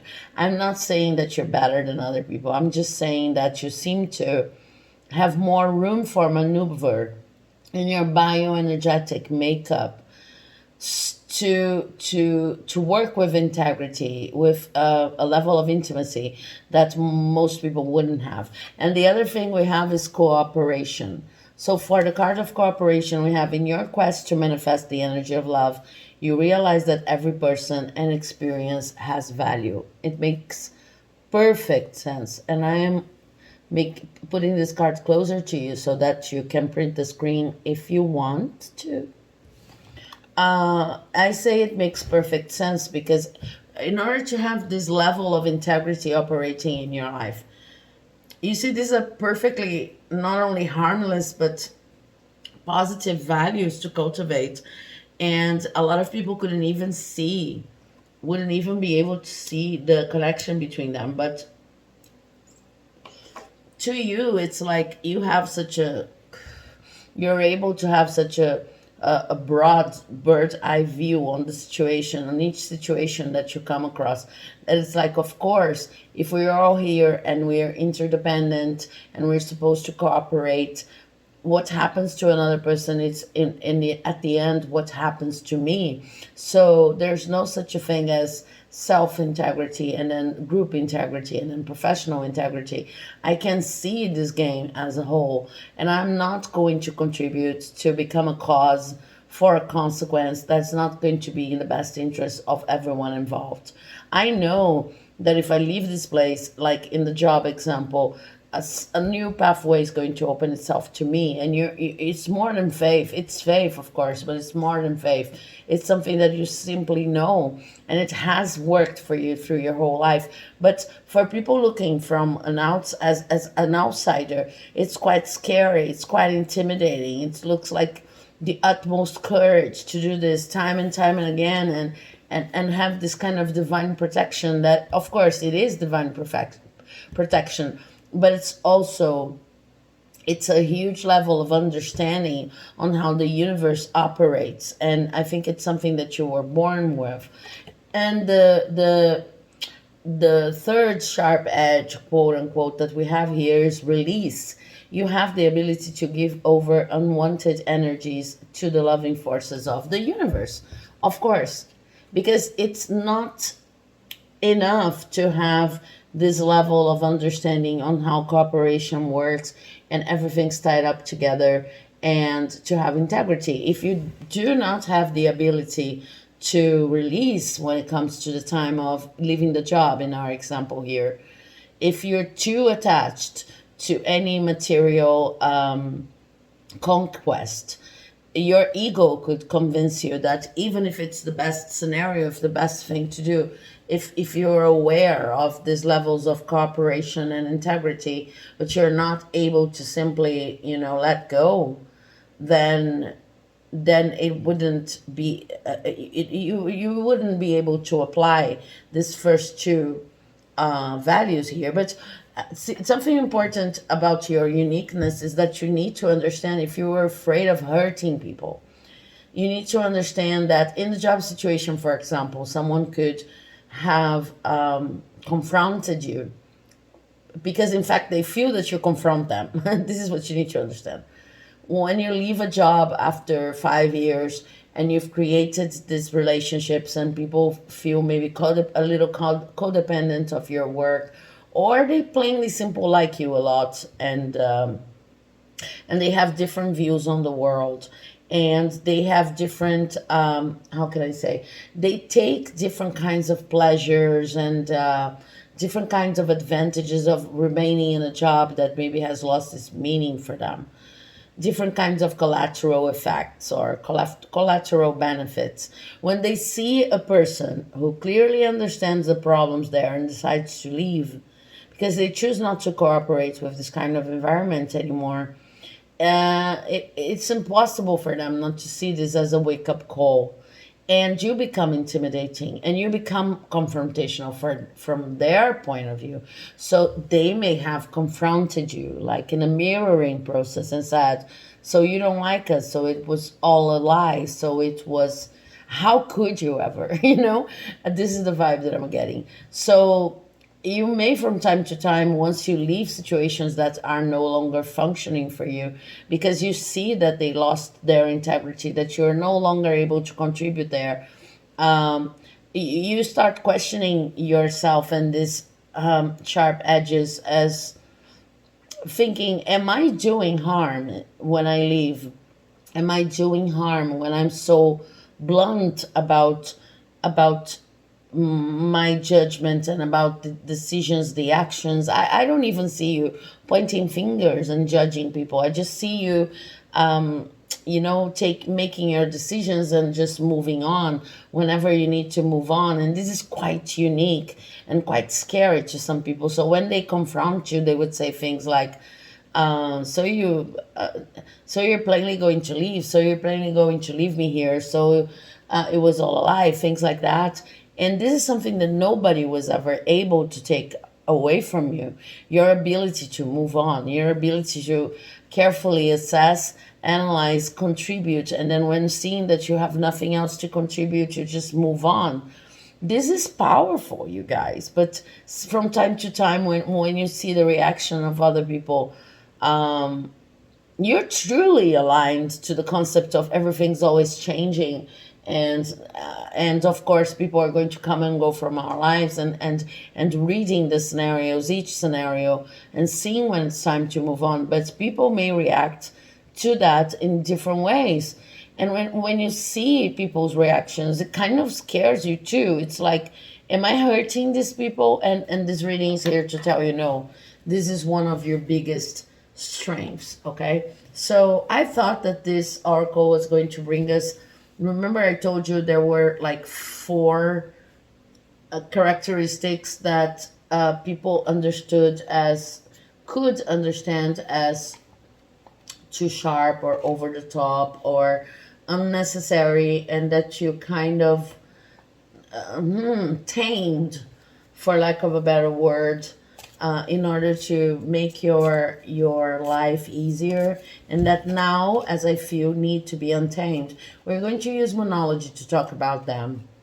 This was here for pile number 1 too. I'm not suggesting any connection, but it's just something that I felt like I had to say. I even said in the introduction, I really don't think that you should watch more than one pile for this reading, because they are very, very specific. This is something that I heard before I started the reading. So let's talk about the 4 characteristics that you kind of tune down to fit in, and that are also a part of what makes you unique, and that now needs to be reviewed. Interesting that so far they are all coming in reverse. So I think the work here would be to, okay, but this is not in reverse. I think the work here would be to make them shine again.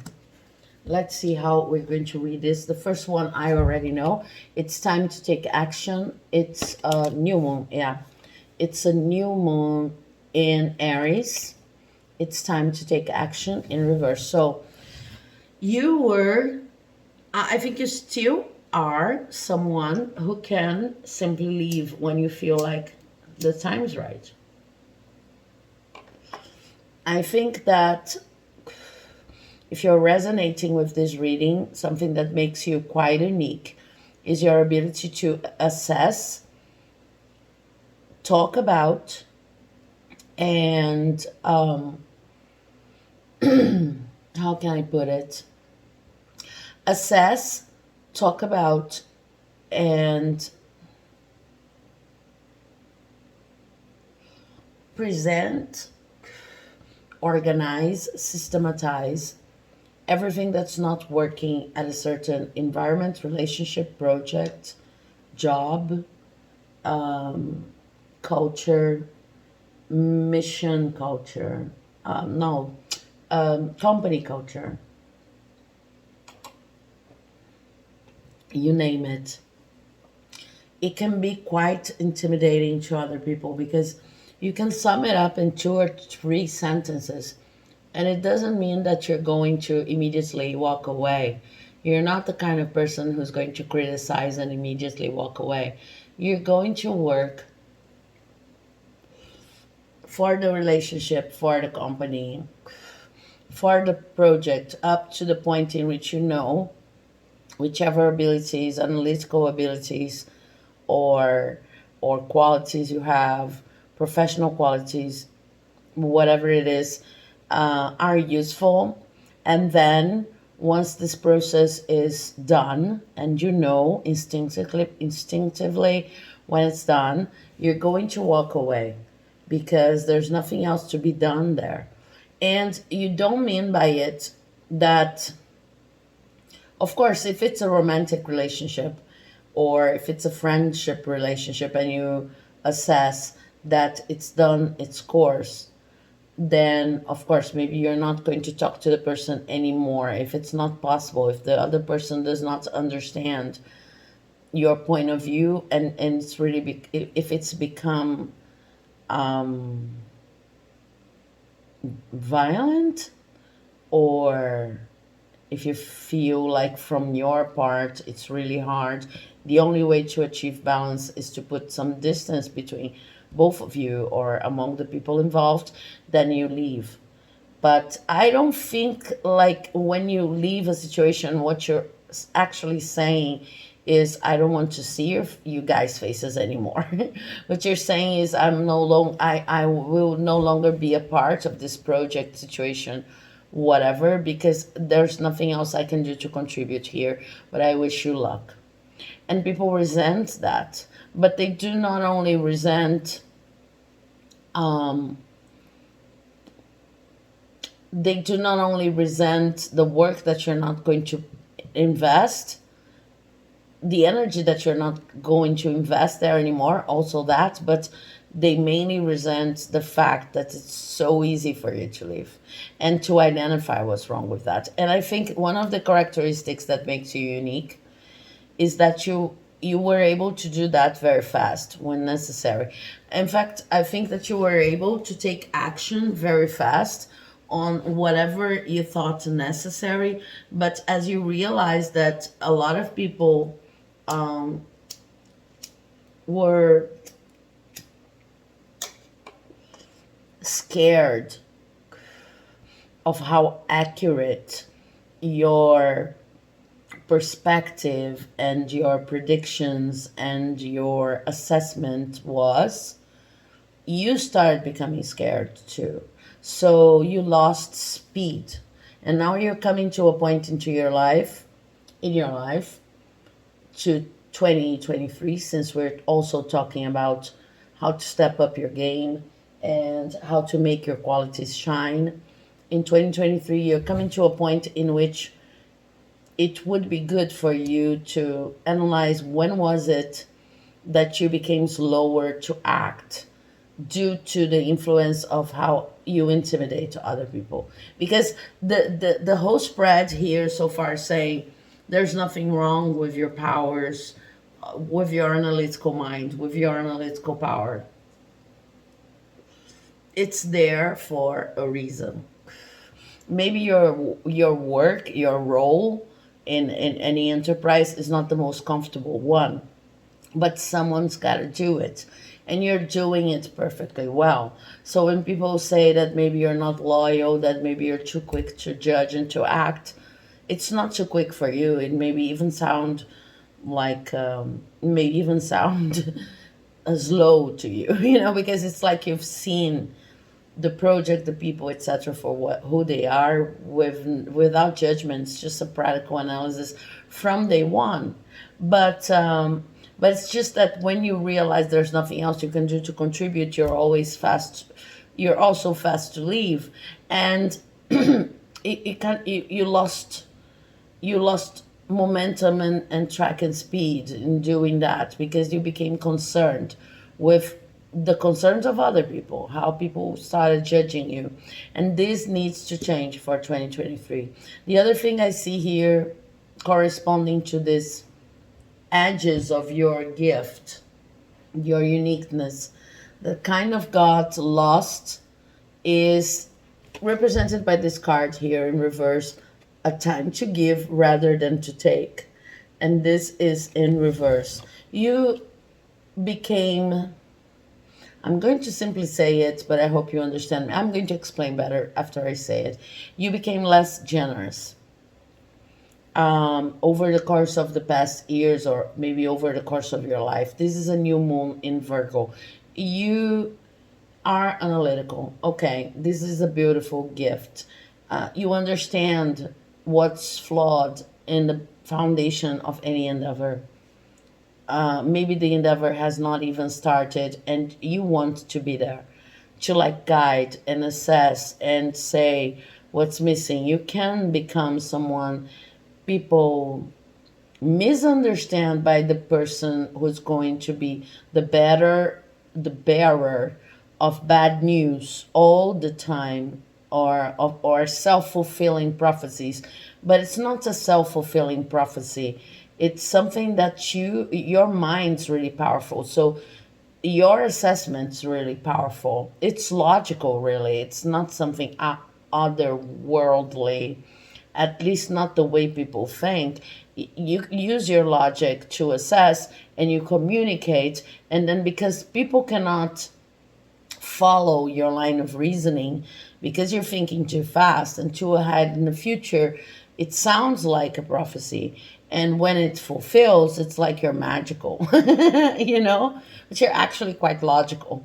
So you started resenting this gift, and you started giving less than you can, sharing less information than you can.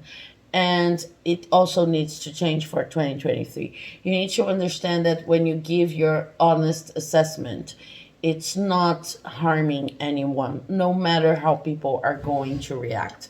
If you see things before other people, if you see things beforehand, because your mind's sharp, because your mind operates logic beautifully, because you can see the order of events, you can see the cause for each consequence.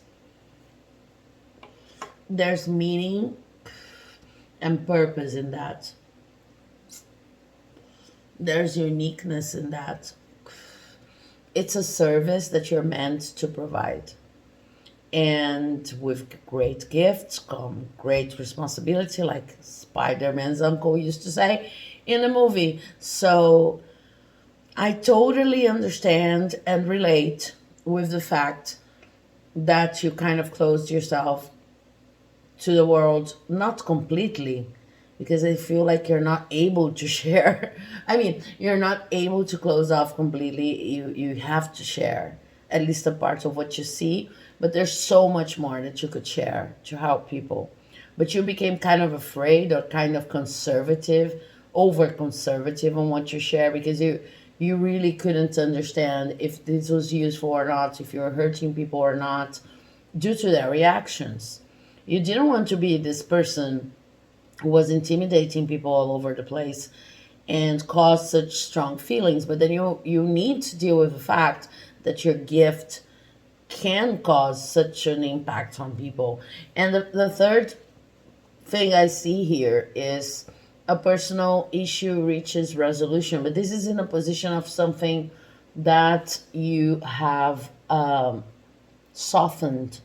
So what I see here, this is a full moon in Cancer, right? So what I see here is that there are a lot of things that if you applied your analytical power to when it comes to your own personal issues, you could have resolved in your own everyday life. So it could go many different ways for the many people, different people watching.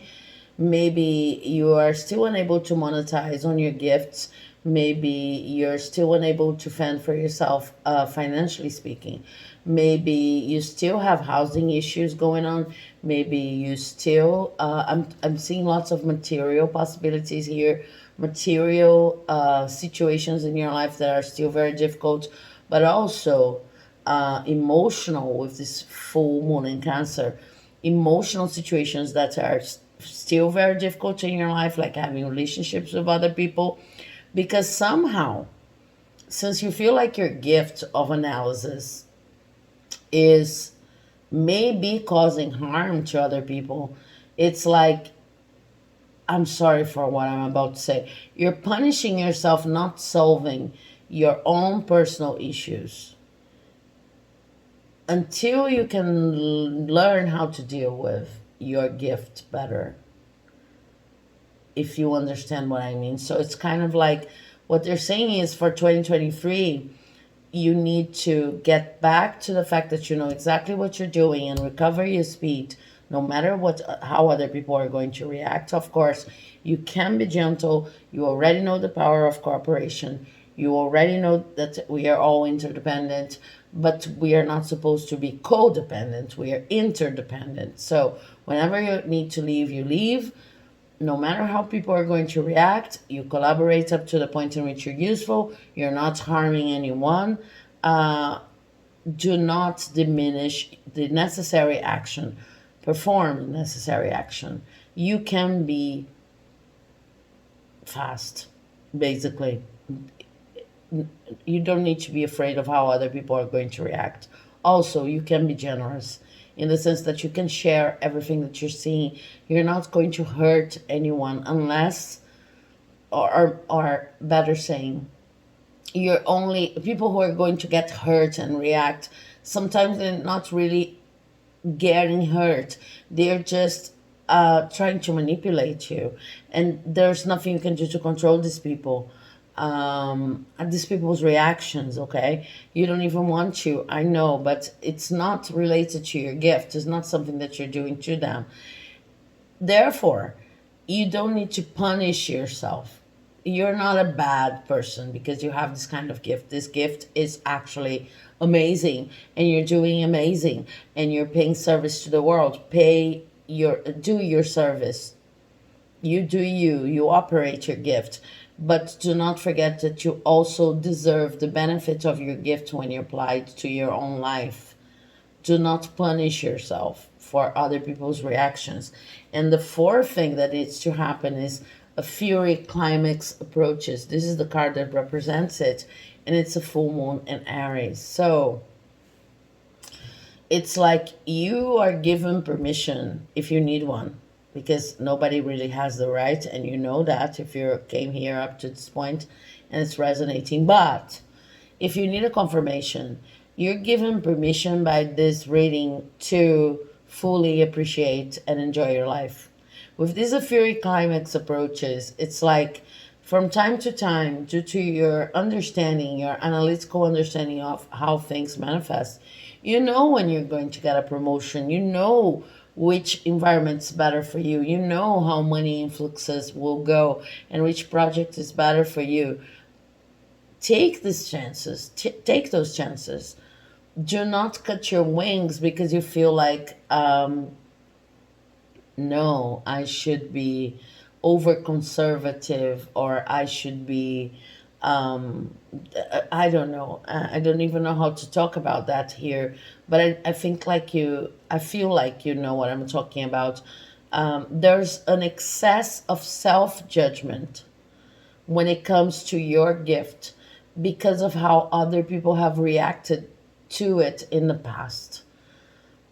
What they're saying is this is not a curse. This is a gift. This is a gift. This is something that it's very, very necessary. You have such a powerful mind. You have such a clear mind, that it even seems like a prediction, but it's really logical, you know? And I have the tarot cards already talking to me here. Let's see if we can get more details, but I think everything is so detailed. Oh, before that, let's get the sacred self-care oracle to see more, to get more information on how it could manifest, how it's been manifesting, and how it could manifest in terms of your everyday routine. But it's so crystal clear. you have a mind that operates very logically, and for people it's really hard to understand how you could foresee so much, and how you could be what some people call so cold when leaving the situations, but for you it's not cold at all. It's just like it has reached its course.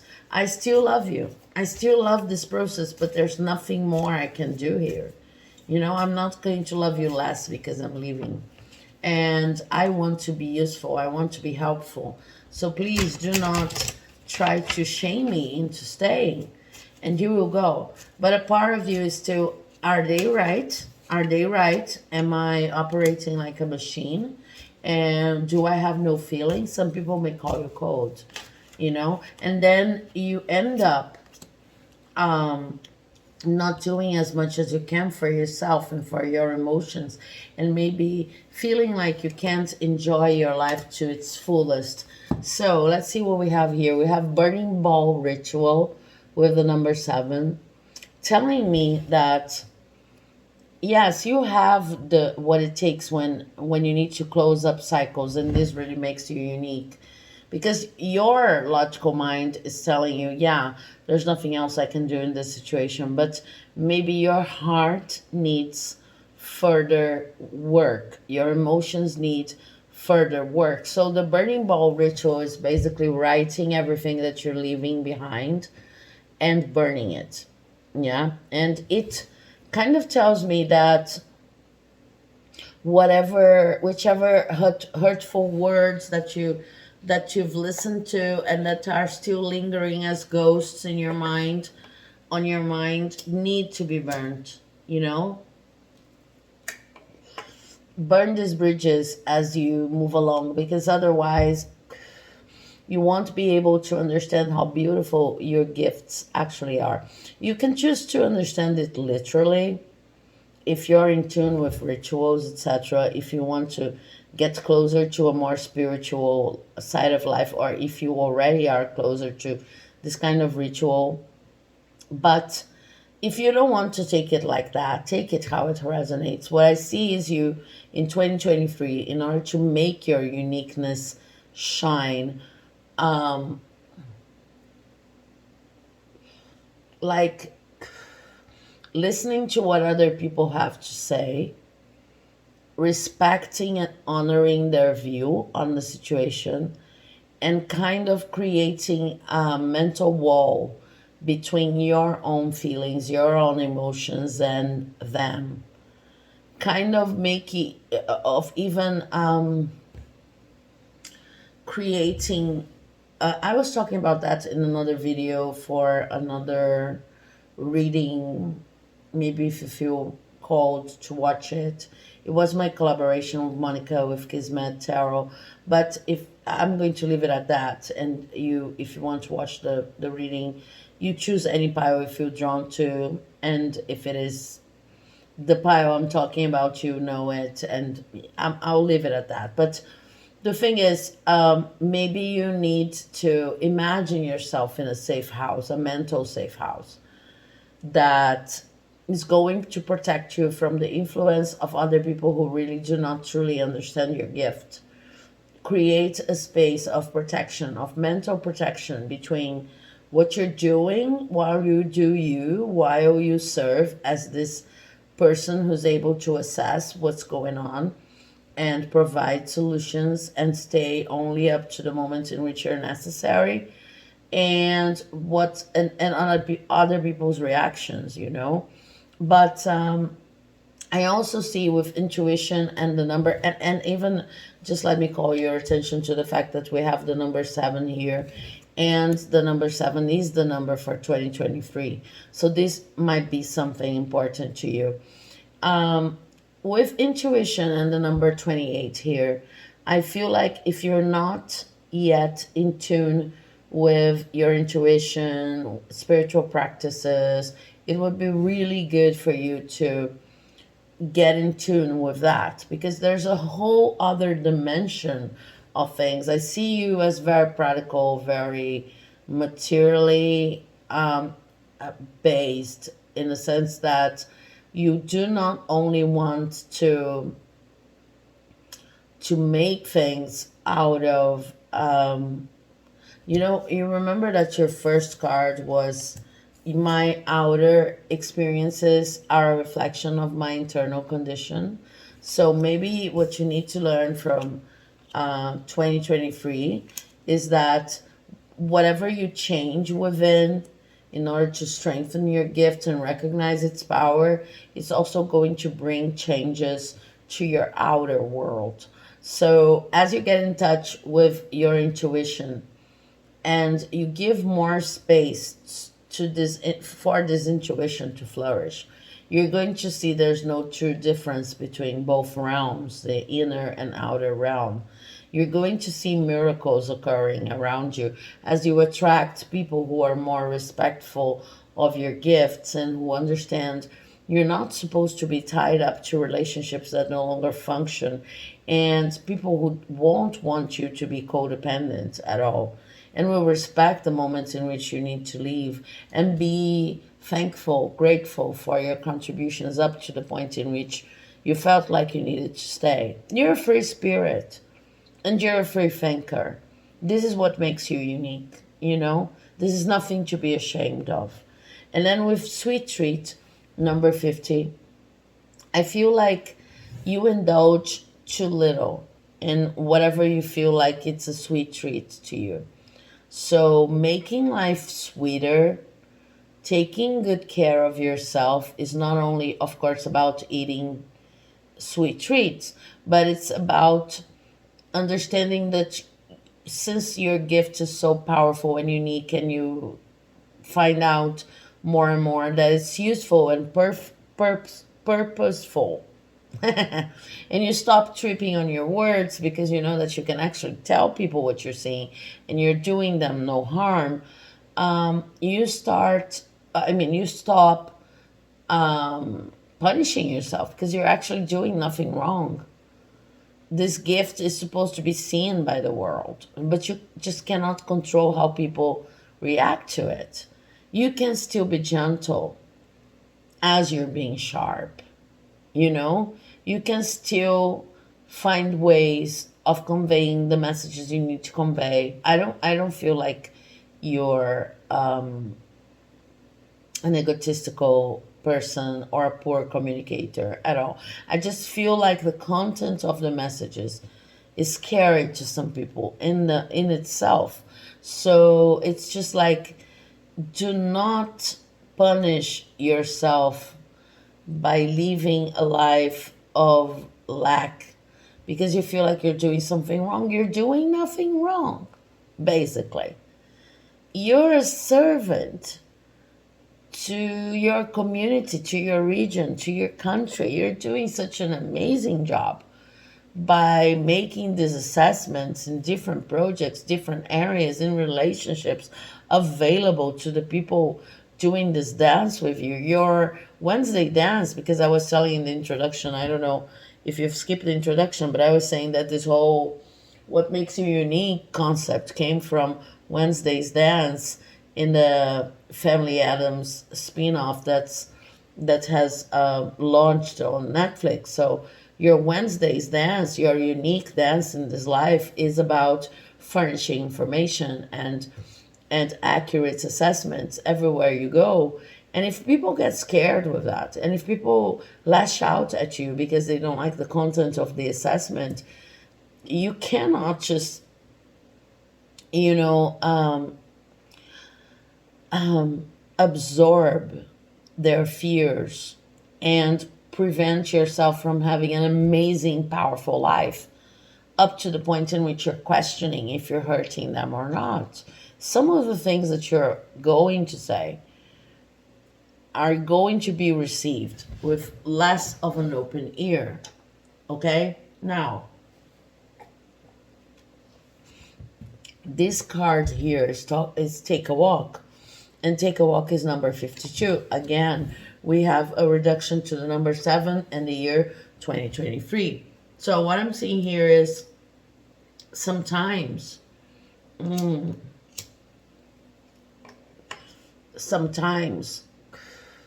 is true.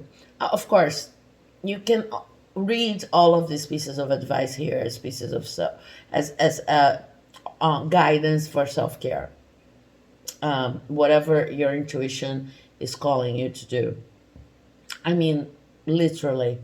But what I'm seeing with this card here is sometimes you will pick and choose your battles, and you will just simply walk away. Even if you have just entered a group of people or started a relationship, because you just feel that whatever you have to say and is your true, honest to God assessment is not going to resonate there. And there's no harm in that. There's harm in not saying something because you're afraid of listening or facing a level of judgment that you felt that you faced in the past. It's all about confronting your own fears of being a bad person who harms people when you say your truth. Okay? So, no, you're not a bad person at all. It's just that they're saying if your intuition is telling you to walk away, walk away. If your intuition is telling you that you should say what you're assessing, that you should provide people with your assessment, then you do it. Do not get intimidated yourself because you see in another person's eye or discourse or speech or reaction how you intimidate them. And the miracle will occur once you see that you attract less and less intimidated people and more of a soul family who is actually ready to hear your messages and then find different ways of spreading them where they need to go. Let's see what Tarot says. Yes, the Fool, the King of Swords in reverse, and the Lovers in reverse. Yeah, you will need to honor your analytical gifts in a different way in 2023 in order to make them shine.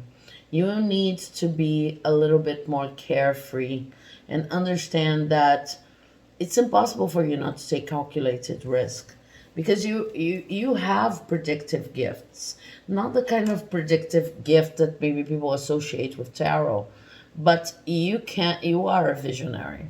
you know I am not going to even discuss here if these visions are associated with a certain level of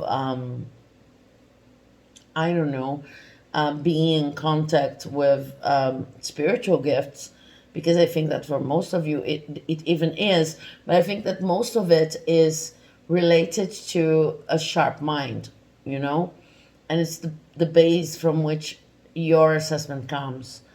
It doesn't have to be associated to on any other dimension, but it is highly protected. It is divinely protected. So in 2023, you will need to have a more carefree attitude, understanding that you are not a bad person and that you can actually live your life to its fullest. Because the King of Swords in reverse here with the Lovers in reverse is telling me that in 2023 you are not going to be requested as much to like prove that you're right or to present your ideas in a whole thesis or to provide as many reports. You are going to be surrounded by people due to the work that you've done previously in yourself and in the world. You are going to be surrounded by people who trust you more. Okay? So you can take advantage of this window of opportunity to be more decisive. The Lovers in reverse here is not talking about romantic relationships. It's talking about every single kind of relationship and every single kind of attitude in which, because people are not questioning your ability so much, then you can be more decisive. You can talk about your point of view on things more decisively, okay? But this is actually a very beautiful gift. I want to draw some cards from the this tarot here. I forgot the name, this tarot deck. This is the Wild Unknown tarot deck. Let's see what it have for us to see if we can have anything more specific related to your gift. But it's an amazing gift. Okay, we have the Six of Cups. No, the Seven of Cups. No, the Six of Cups. And we have the Mother of Swords. Any other cards, Spirit? Yeah. Three more cards. I'm going to take them. The Three of Swords. You can't see it from here. Okay. Okay, guys. The Three of Swords. I'm going to put it like that. The Three of Swords. The Seven of Pentacles in reverse. And this is the Four of Pentacles upright. Okay, so what's going to bring you stability in 2023 is understanding that there was something very important going on as you heard these strong reactions over the past few years. It was important for you to understand which realms of activity, of human activity, were not meant for you. Because I feel like you've been kind of training. You were almost like a trainee, recognizing your gifts, going through many different areas or many different relationships. It depends on your life's configuration as you trained your assessment abilities. And this phase is over. This training phase, training wheels phase, is over in your life. So for 2023, I see stability coming to you, and you will finally understand why people needed to be so untrustworthy at times, and why you needed to hear whatever was causing you pain, whatever was causing you to doubt yourself. I didn't do that for pile number one, but I want to have some cards from oh no, I did that, but just not in this order. I want to have some cards from the La Santa Muerte deck to talk a little bit more about that. But 2023 seems to be the year in which you understand that your analytical gifts are actually on your side. I have the Page of Wands in reverse. I have, what else, Spirit? I have, yeah, two more. I have the Four of Cups, and I have the Nine of Pentacles. Yeah, Nine of Pentacles. Yes, the Nine of Pentacles. Yeah, this is a beautiful wrap up. In 2023, you will understand why you had to listen to some harsh appreciations on your gifts. What happens is that you're now leaving the the phase of an apprentice on your gifts. Now you know that you can actually not access, but assess lots of different situations. So you're coming to a point in which you will know in 2023 which area of expertise to dedicate to, or where your gifts can shine. You will find an area, a project, or you receive it in the form of an opportunity in which your gifts are the most useful. And you will find a group of people that will actually understand it, that will actually understand your needs. The thing is, you needed to go through all of this experimenting so that you could understand that with this Four of Cups here, you could understand how potent the gift was in itself. You could see its value and see it for what it was, so that in 2023 you can actually reach a peak when it comes to your abundance. This gift is about to bring you loads of abundance. Okay, in a period of the next 2 to 3 years, year number 7, 2023, year number 8, 2024, year number 9, 2025. This gift is going to actually bring you lots of abundance. And I'm talking financial, material abundance here, not necessarily money, but a level of stability like you've never experienced, or at least have not experienced over the past few years. But it depended upon you experimenting these harsh words and places in which you didn't feel like your contribution was being how can I say, admired, or people didn't understand what you're leaving, or maybe didn't understand your makeup, what you were made of, so that you could truly value your gift. And now it's your moment to shine, basically, in 2023. But in order to do that, remember, you need to focus on shedding any layers of the past, building a true protection for yourself as you release other people's opinions and understand that there's nothing wrong with your analytical gift.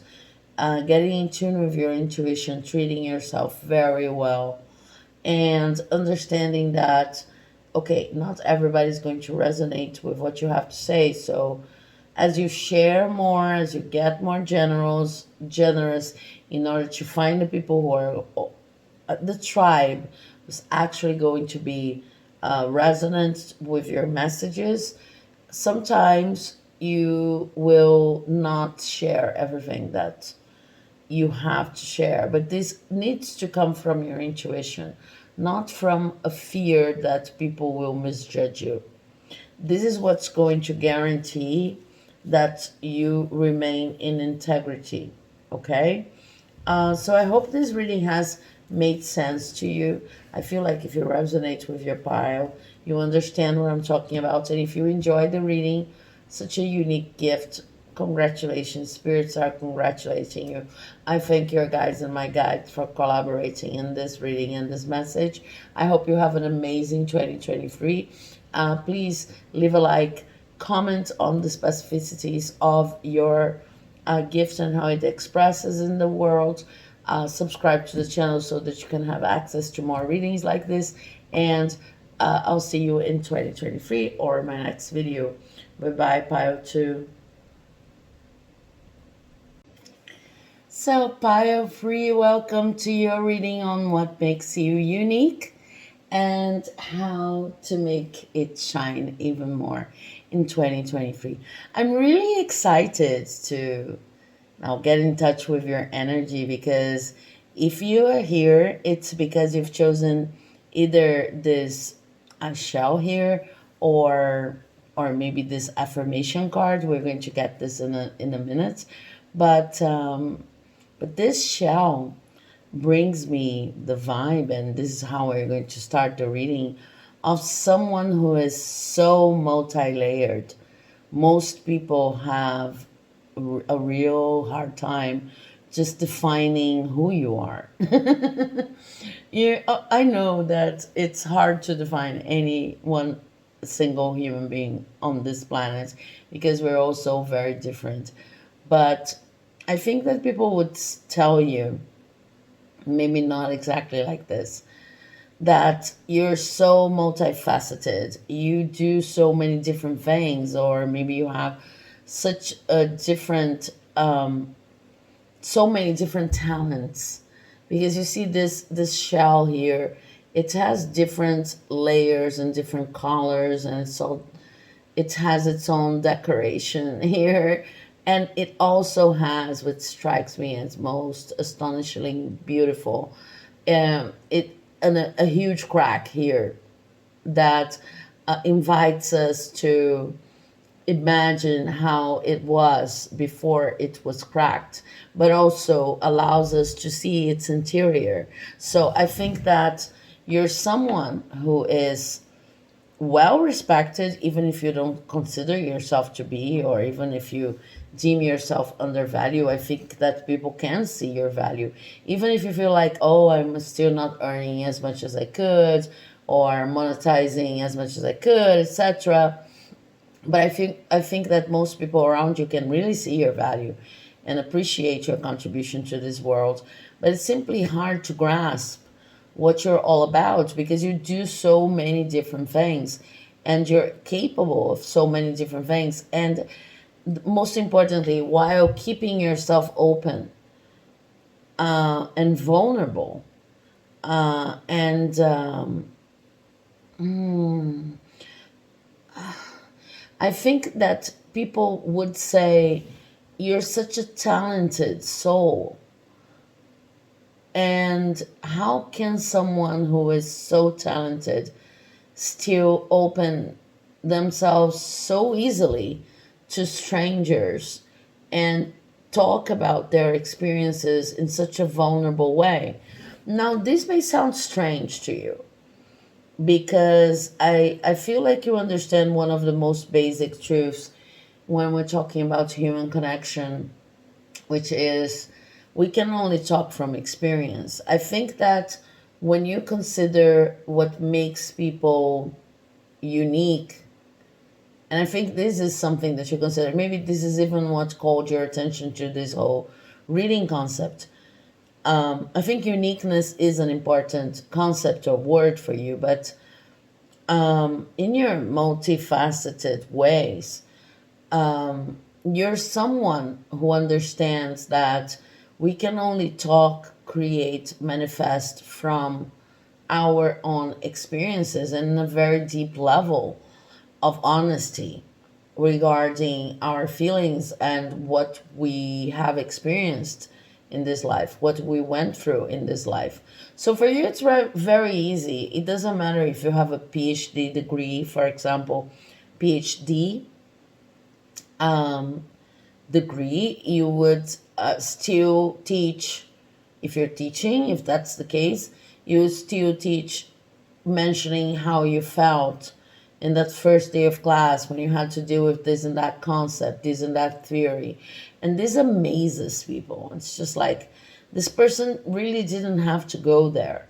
This person could be here just like commenting on all these theories and texts that they have reviewed. They could be, hiding behind the persona of a knowledgeable person because they went all the way to a postdoctorate and they really do not need to open themselves that much. But they still open up easily after they've gone through the whole process of creating this multifaceted and amazingly talented shell. But you make it a priority, I would say, not to hide inside the shell of knowledge and accomplishments that you built for yourself. And it doesn't matter if you're young or old. Maybe I see that if you've chosen this bio and if it resonates with you, you're an accomplished person considering your age. Maybe you're the brightest student in your class, and you go beyond what people would normally go because it's you. It's your uniqueness right then and there. You may be the student who is into all of the clubs, or maybe you're into clubs that normally people don't see as matching. You're to the chess club, but also you're a volleyball person, but also you're the but also person. You're the slash person. You're the singer slash, I'm trying to even connect. You're the singer slash engineer slash tarot reader slash you name it. And people try to talk about you, but it's so much. And you may have felt throughout your life, depending on how old you are, like you have this many different experiences, and it's hard to even talk to people when you want to introduce yourself, when you want to get intimate with someone, not really intimate like as in sex or as in a romantic relationship, but it's like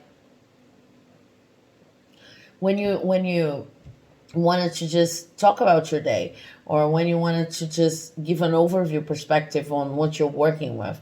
It's really hard because you're working on so much. So you kind of, oh, this person's going, or these people are going to get bored. It's too much about me, because I do so much. So you became an amazing listener. It was even funny, because you do so much that you ended up talking less about yourself and becoming this amazing listener. And it also came with a strategy of, okay, I'm not going to talk about the chess club and engineering and the many different things that I do, but something that I can always talk about is my feelings. Is I can always talk about this core here, the cracks, what you can see through the cracks. I can always talk about the human experience that I'm having. I maybe won't have the time to talk about the details of the many things that I do, but I can always bond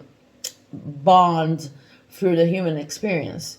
And then to a lot of people, it's just like they see this side of you, the side which is a teacher, or this side who is an engineer, this side who is a dancer, and this side who is a, and they think that's all there is to you. Once they get to know you a little better, they start questioning their sanity, just like, oh my God, how is this person doing so much in so little time? Does this person's day actually have 24 hours, as all of our days have? And and it's not because you're fast, it's just because you're very experimental, you're very talented, you're very able to see the connections between many different areas. You're doing a lot of those things together. They actually make sense together on your mind, okay? So depending on the moment in life you're building, you may feel that or experiment that or manifest that in different ways in your life. It doesn't have to be different occupations. It could be different ways of different interests in studies, or different ways of approaching life. But it's you have more than one activity, that's for sure. And it's hard for people to grasp the links that you're making. How is that even possible, right? With your affirmation here, I have, I'm unapologetic about what I desire and trust that what I focus on will grow, which is amazingly accurate. Anything that you focus on will grow. Now, the unapologetic here is very important to you. This reading is about what makes you unique. That's why uniqueness is also very important to you. I'm unapologetic because a person who does so much, a person who does unusual connections, a person who understands their life as an artistic, creative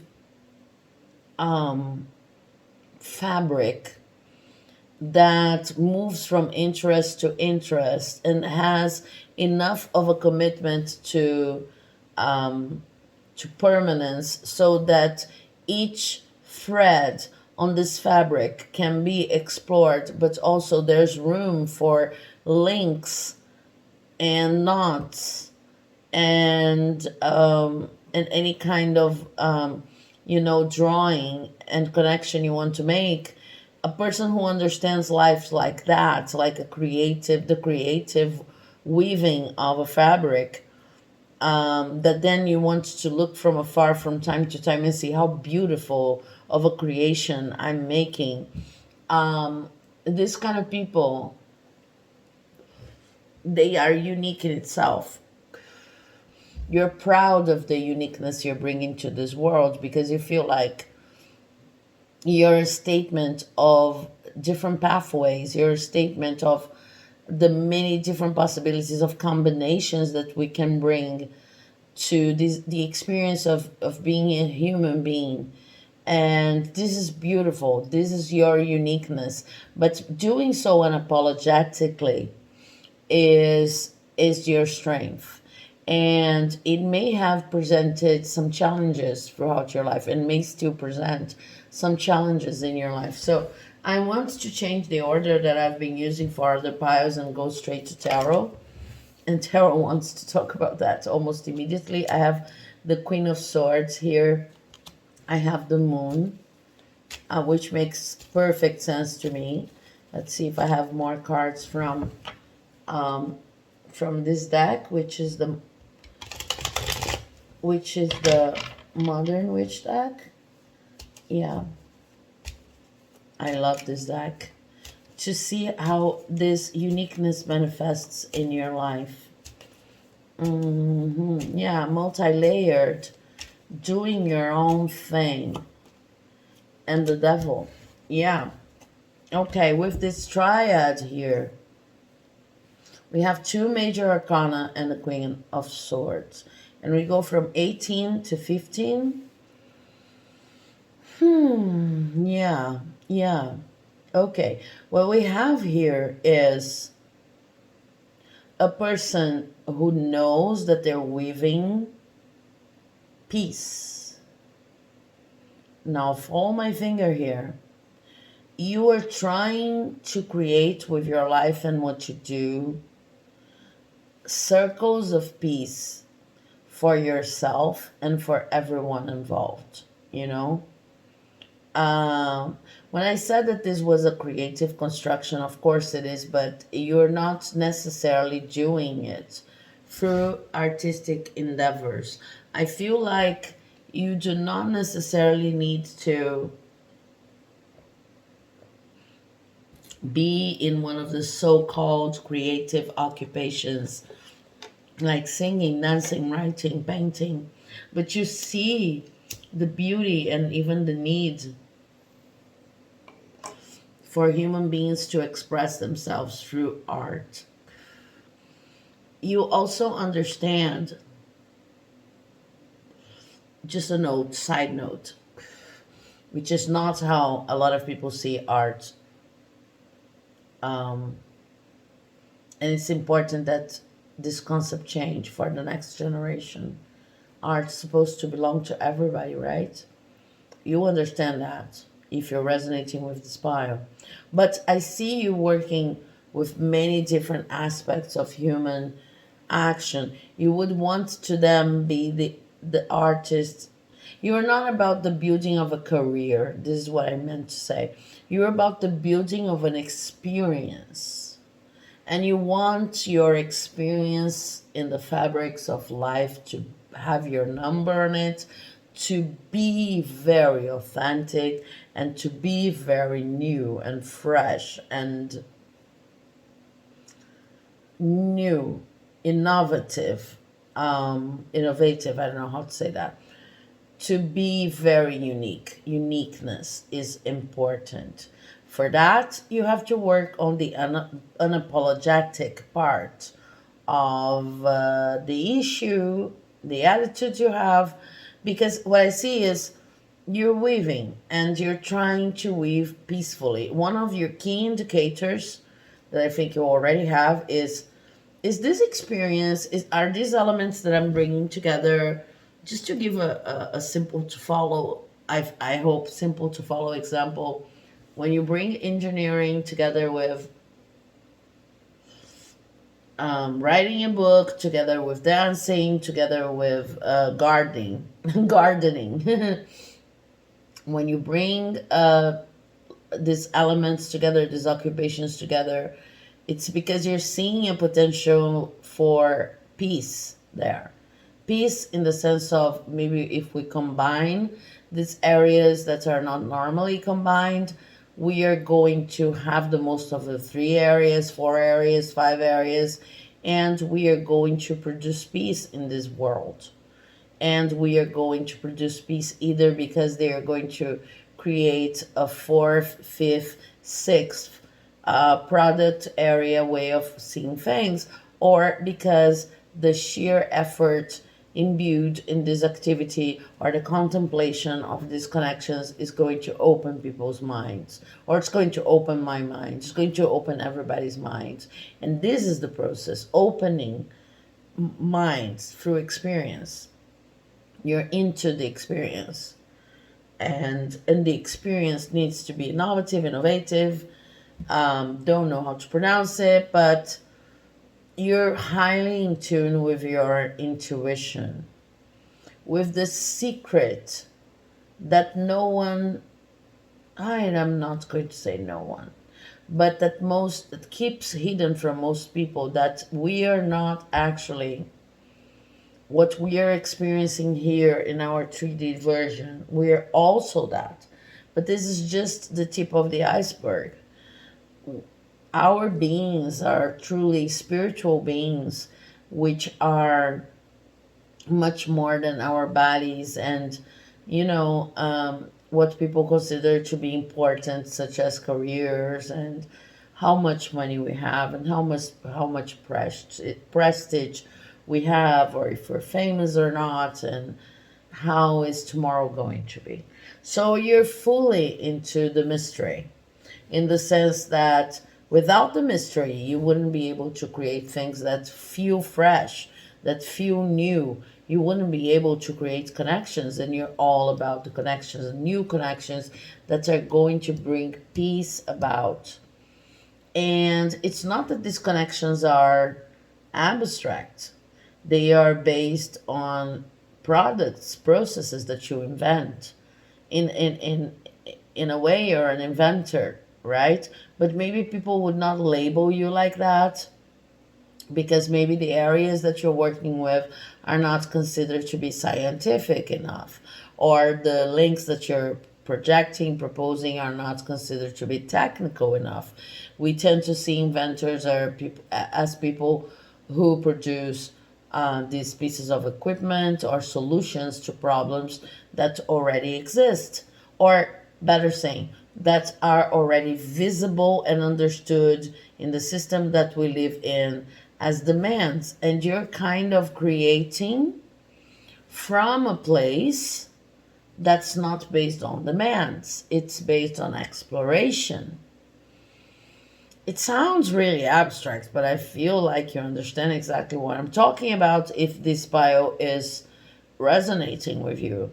You are not about answering demands. You know that when we limit our creativity, or where we're going to put our energy to demands, we're in a sense limiting ourselves to repeating not only um, the um, the patterns, but most of all the mistakes that have already been committed in the past.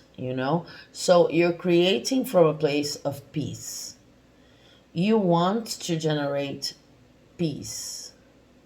You want to reach a point in which creating itself is seen as the most important thing, and it's not labeled as creation only if you're producing a piece of art. You understand that in many senses, when the word create and creativity is associated only to artistic products, this is, I'm sorry about my WhatsApp, but this is, let me silence it just a moment. But this is another way society has of telling us how to, frame creativity to kind of collateral role in our society. You understand that creativity is like the source of power of humanity, and that inventions, everything that's ever made us overcome our limitations and even see ourselves as more than only survivors, and give these huge leaps of faith and invest in many areas that even didn't even exist, was based on links, on unforeseen, unpredictable links. So you're all about the exploration, and you're creating things that have no mold to it. You're not following examples. You're really, really someone who's out there in the way you create. Okay? But this is all coming from a place of being multifaceted. It's coming from an abundance of inspiration. It's coming from an abundance of talents. So people may feel overwhelmed when they talk about you. It's not that they don't see your value. You're someone that makes it hard for them to encompass, to label.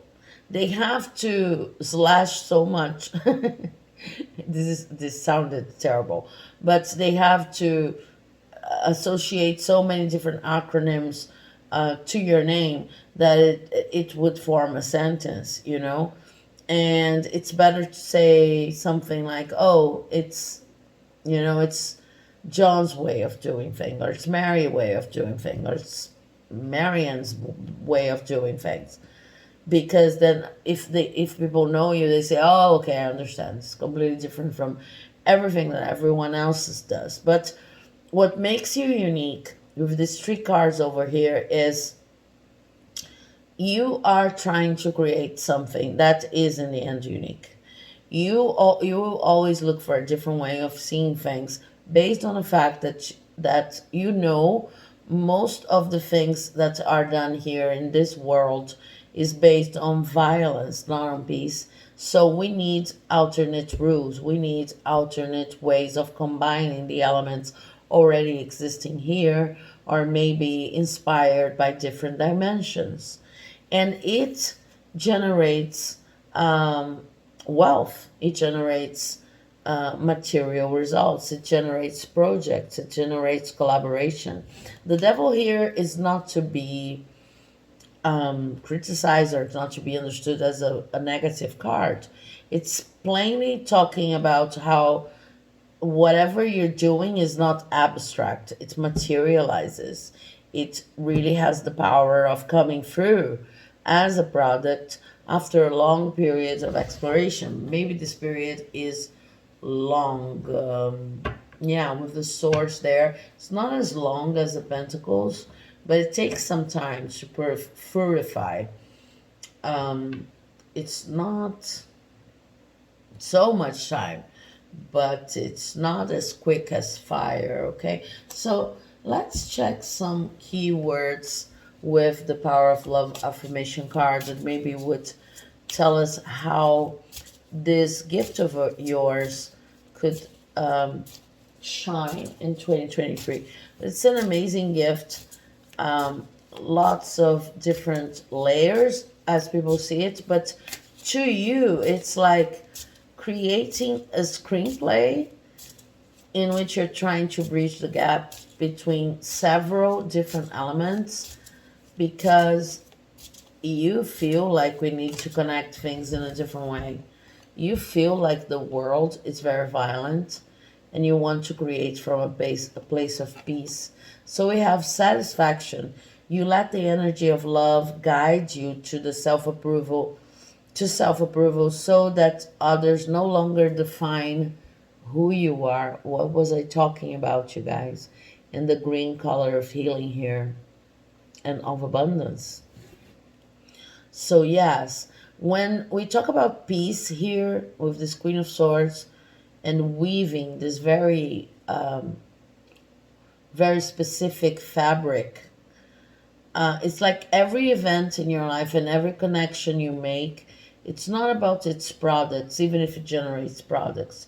It's about the level of satisfaction it generates to you, the level of internal peace. We are not talking about immediate instant satisfaction that comes with to the ego, but we're talking about this sentence: you let the energy of love guide you to self-approval, so that others no longer define who you are. Remember, we were talking about unapologetically doing that. So for 2023, it's going to be important that you realize the only guide you need when you're making these unique connections is your own satisfaction, but not the immediate satisfaction the ego is always asking, but a satisfaction based on your sense of peace. If it's um, if it's bringing you internal turmoil, if it's generating conflict in within yourself, if it's polarizing, if it's um, if it's unmaking the knots and the threads that you so carefully woven between the different parts in your life, then maybe the price is too high to pay.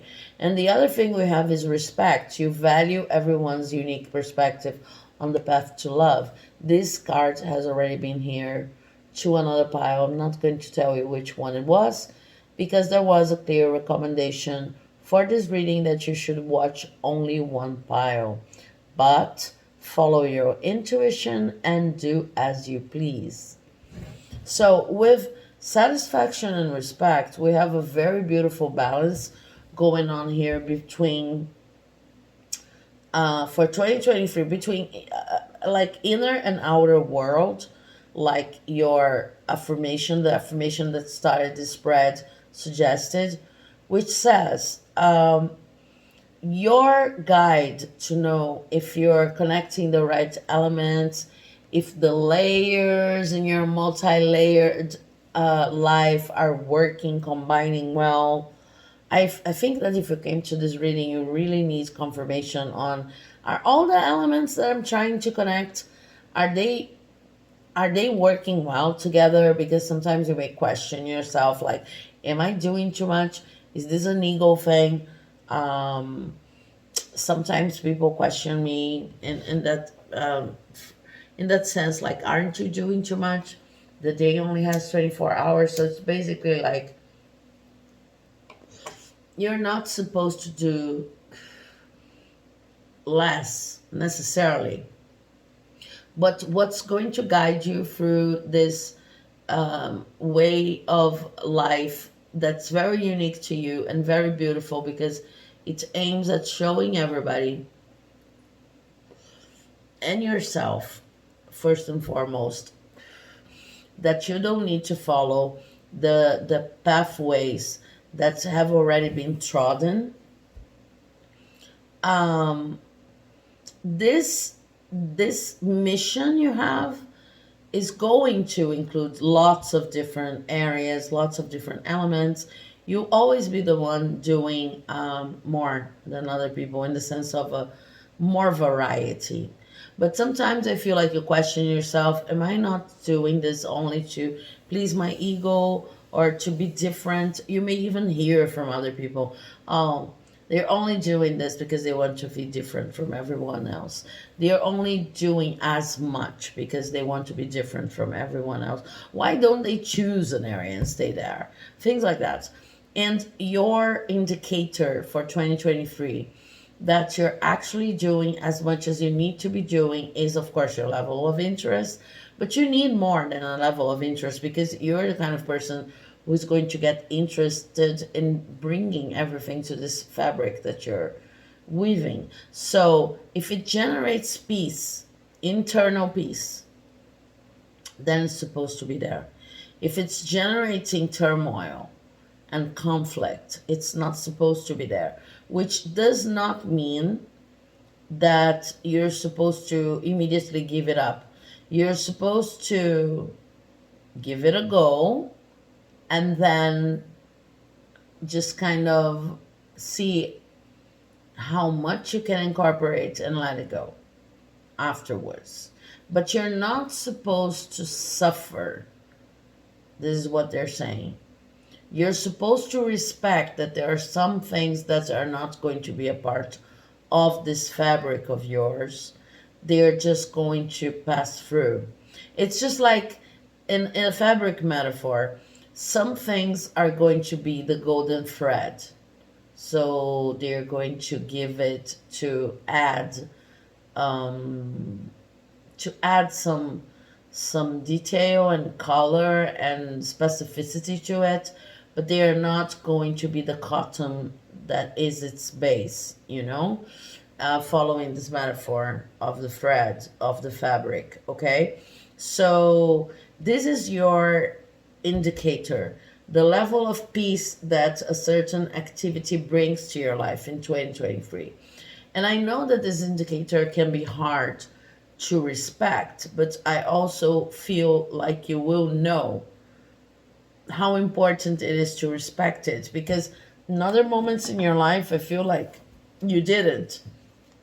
And you may have done some things out of peer pressure or out of financial need, but they're saying you don't really need to worry about material abundance. I feel like there will be times in your life in which, of course, you will have less money, and others in which you will have more money, but it doesn't mean that you I think that you'll always be protected somehow, because what you're doing is very creative. Oh, I put the La Santa Muerte deck like this here, and bottom of the deck was King of Cups. So there's a message in here too. I think that you're very protected when it comes to your material abundance. So with these cards here, follow your passion with this two cards here. There's the devil again. Is very important. Following your passion, you know. This satisfaction is all about understanding that everything you're passionate about, no matter how discrepant it may be to other people, is really important to you, because you have a uniqueness based on a mission of kind of almost, and please do not understand this as an obligation, but there are 7 universal laws coming from the Kybalion, an ancient book that I've mentioned in other videos. And I think it's I'm going to check it here because I have them in front of me, typed to the wall, glued to the wall, which is everything can be, it's the 4th law, I think. Everything can be reconciled. You have a mission that is supposed to show to other people that everything can be reconciled. So when you work with many different areas, many different elements, many different levels of input, layers, that's why you're multi-layered. That's why your uniqueness is based on being multi-layered, multi-talented, because you're here to show the world that there are different pathways. And as you show the world, you're also giving people the opportunity of, I think I have to do this for you to see everything better. As you work through these layers and connect them all, you're also showing the world that these many different layers can be reconciled, and that the boxes and classifications and labels they have been used, they are used to associating areas, occupations, concepts to, can be deconstructed. So you're working with a level of plasticity that's not very common to most people, but you have a function in this world to show them there's always a different pathway available. Elements can be combined in many different ways.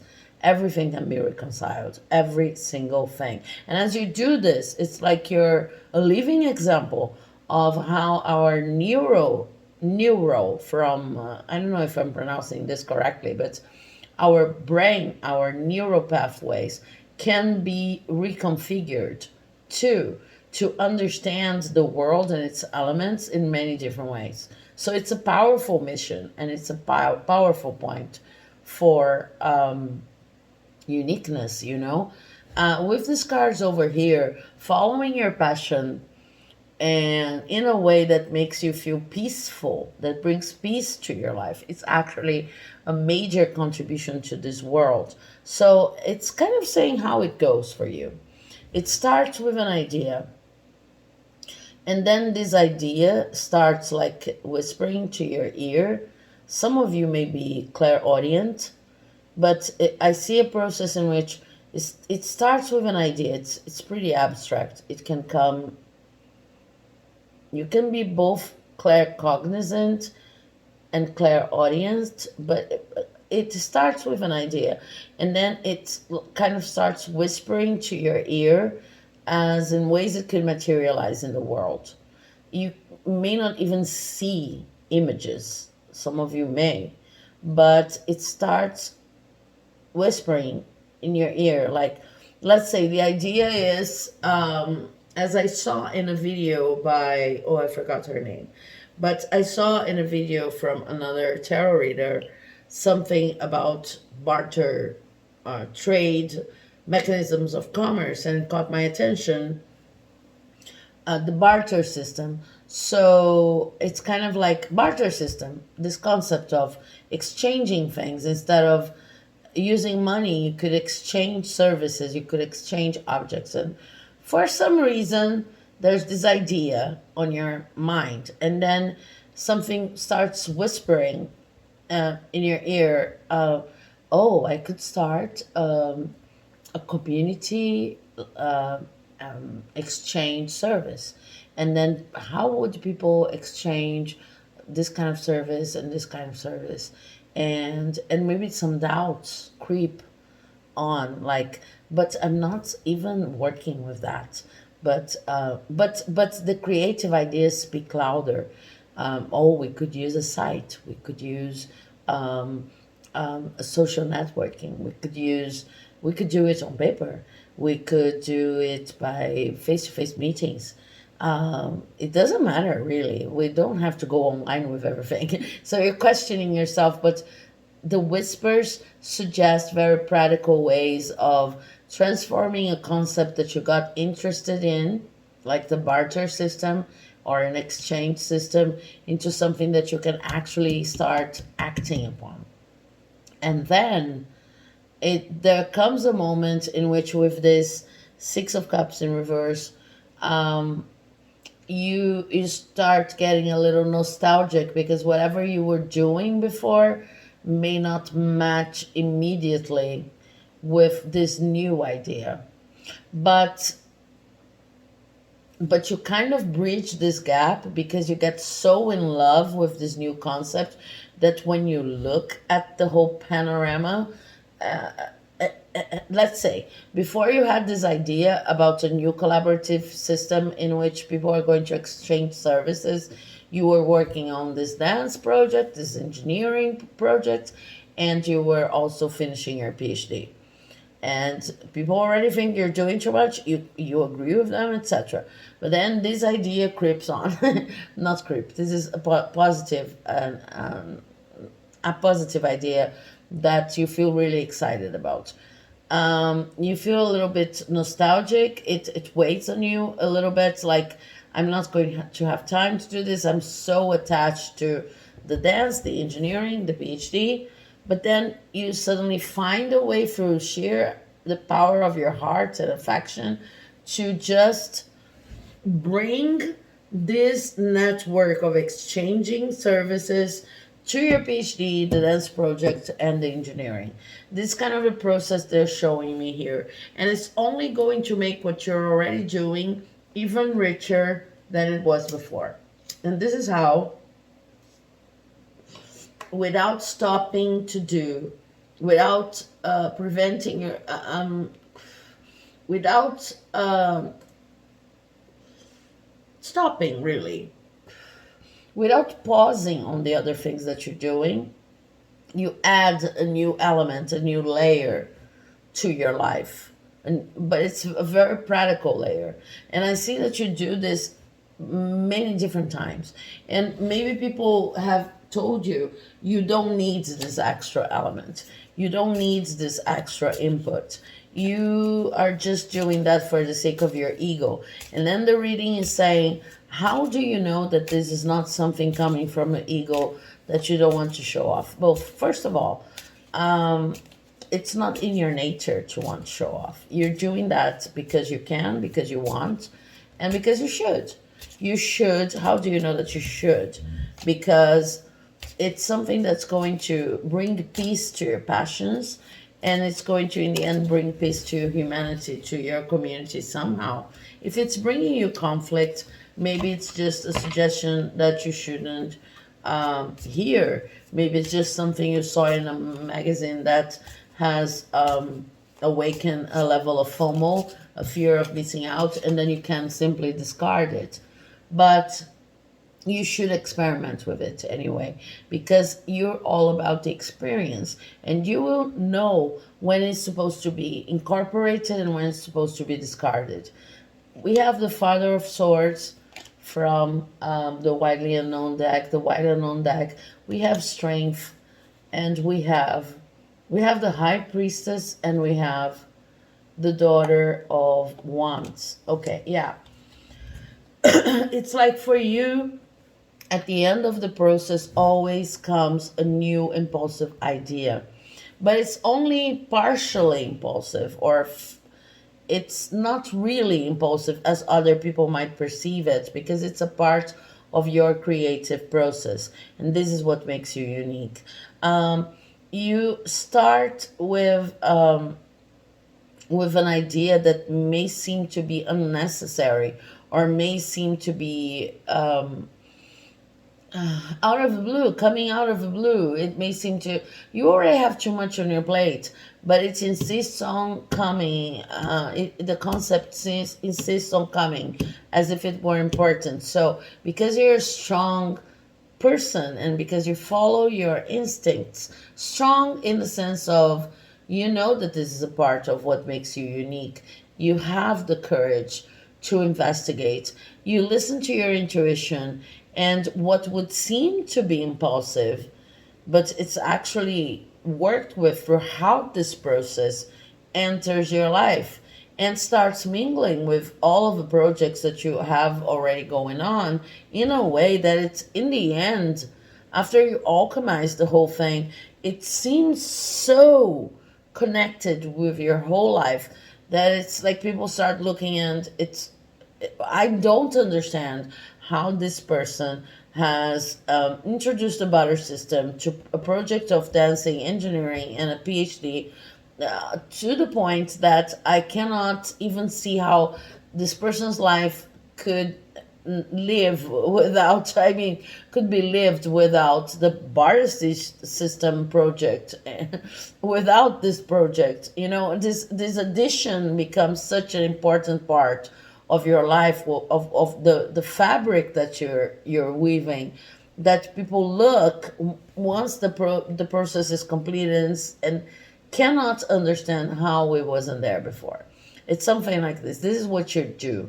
You're good at including things, but not to get not to get overwhelmed by the sheer amount of possibilities you have of including things in your life. Just ask yourself if whatever you're including is bringing you any level of anxiety, or if it's really based on passions and on this process, which tends to be slow. Even if people from a distance, looking from a distance, may feel like you're being impulsive, you're the only person who knows how much thought and how much connection you have put into this process. Follow the process and see if it adds peace into your life as you listen to the callings that you have. You have many callings, you have many talents, and they are there for a reason. Okay, now I want to see a little bit more with the self-care oracle cards. I want to see a little bit more about 2023 and how to make this gift shine. Spirit, talk to us a little bit more about 2023 and how to make this amazing gift shine. I already have two cards: alone time and plan a vacation in reverse. With alone time and number two, I feel like because it's so hard for people to understand your gift, it is going to be important to have some alone time. I see this very literally, so that you can get in tune with your intuition. I feel like this process that was explained here twice, this process of incorporating something new to your life, needs a time of almost a pregnancy time to be experienced without the influence of other people before you present your conclusions or the beginning of its incorporation to the world. Okay, like the moment in which you're weaving the first threads of something new into the fabric of your life, you will need to isolate yourself a little bit. Isolate, maybe it's not a good word, but you will need your alone time. And I also feel like with this planned vacation in reverse, there's a confirmation here that it's not about isolation. It's about you do everything that you're doing, but you kind of reserve yourself. It's not about talking about every whisper that comes and the first concepts and the first notions to anyone, maybe not even to your most intimate friends, before you know what it is about. It's just you need alone time. Do not believe in 2023 that it's like they're saying, do not believe that you're isolating just because you need alone time. And when you are with other people, just try to observe them, because other people may bring you indications or indicators on how these ideas are going to be received in the world once you manifest them in their fullest or more visible states, manifestations. Okay, so if your idea, your concept is about a new way of dressing, let's say, and then you go from that to the whispers of this could be a kind of dress, this could be a new level of makeup, etc. And then you go to action and listening to your intuition. um, Before you wear the dress and the makeup and you present this new version of yourself that is actually working beautifully with all of the other things that you do, try to get some alone time for test driving, and try to observe other people who do maybe similar things or who could inspire you, or I'm also hearing who do things completely different, in a completely different way, so that you kind of get a sense of market. It's not the market, but also it's like don't forget to look at the external world to see what people are already doing when it comes to your idea, because it will make you feel safer about the bets and the risks that you're taking. So it's about doing you, having alone time to experiment, but also keeping an eye open to how people are dealing with whatever comes to you as an idea, so that it doesn't come as a shock to you when you present the new ideas fully manifested into the world. So now I want to get monology, to see, oh my God, to see if we have more specificities on your gift.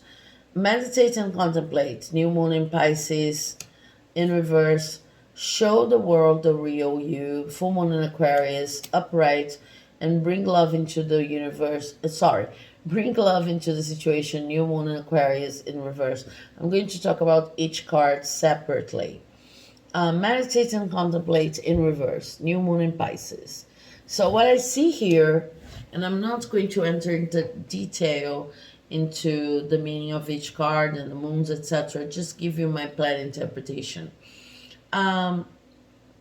It will be very important for you with this gift, to understand that it's not about logic. It's not about logical steps, okay? I'm talking about that because of the new moon. I said I was not going to enter interpretations, but just as a reference, um, it's not about logic, and it's not necessarily about contemplation. When you go to this space in which you are alone, it's about testing, test driving, okay? You need to give yourself more space for sabbaticals. And I'm not saying go full version on a sabbatical year, because not most of us do not have the conditions to do so. If you do, then go for it. But because you're experimental, so if you do have the conditions for sabbaticals from time to time, who am I to say don't do it? But it's the notion of the use of a sabbatical. It's the notion of a test drive. Before you even, once you have these concepts that you want to bring into your life, and you start hearing these whispers on how they could materialize, test them in your alone time. It's not about your alone time, won't be about meditating and contemplating and then showing to the world. There's an order to these cards. First, you use your alone time to test drive. So if it's about the barter system, it's about creating mechanisms to share, to exchange services that you can, you're going to program social networks to do that, and maybe you're going to create these little notebooks in which you do that. And if it's about fashion, then you're going to experiment with different outfits that work for you before you show the world. And then you show the world the real you with this full moon in Aquarius here. And then you are going to charge ahead with the manifestation without being so afraid, because you have already spent some time practicing alone in the spirit of experimentation. Because at the end, with this bring love into the situation in reverse, what I see is not that you, of course, have to do something in hate. It's just something that it's just that you don't need to do anything in haste. It's just that you don't need to associate whatever you're experimenting with to other people's reception, or to making other people comfortable, or to bring love into the situation in reverse means that whenever you innovate, you are already bringing love to the situation. You are already in service to humanity. It is already important work that you're doing. It's something like that, okay? So it's an amazing gift. It's really something very hard to encompass in this reading, but I hope I make myself useful. And it will probably always be something very hard to grasp. You are really multifaceted, but there's order and there is beauty in your process. And it's really something that can shine in 2023 if you understand your process, if you do not overly associate it with the satisfaction of other people, but associate it more with your own levels of peace and experimentation and satisfaction and passion. Okay, you will always be more than people can grasp, and that is part of your mission, because you're kind of retracing the normalized ways in which we do things by the many connections and talents you're expressing in this world. So I hope this reading has helped you. If it did, please do not forget to comment on the comment section on how it expresses in your life.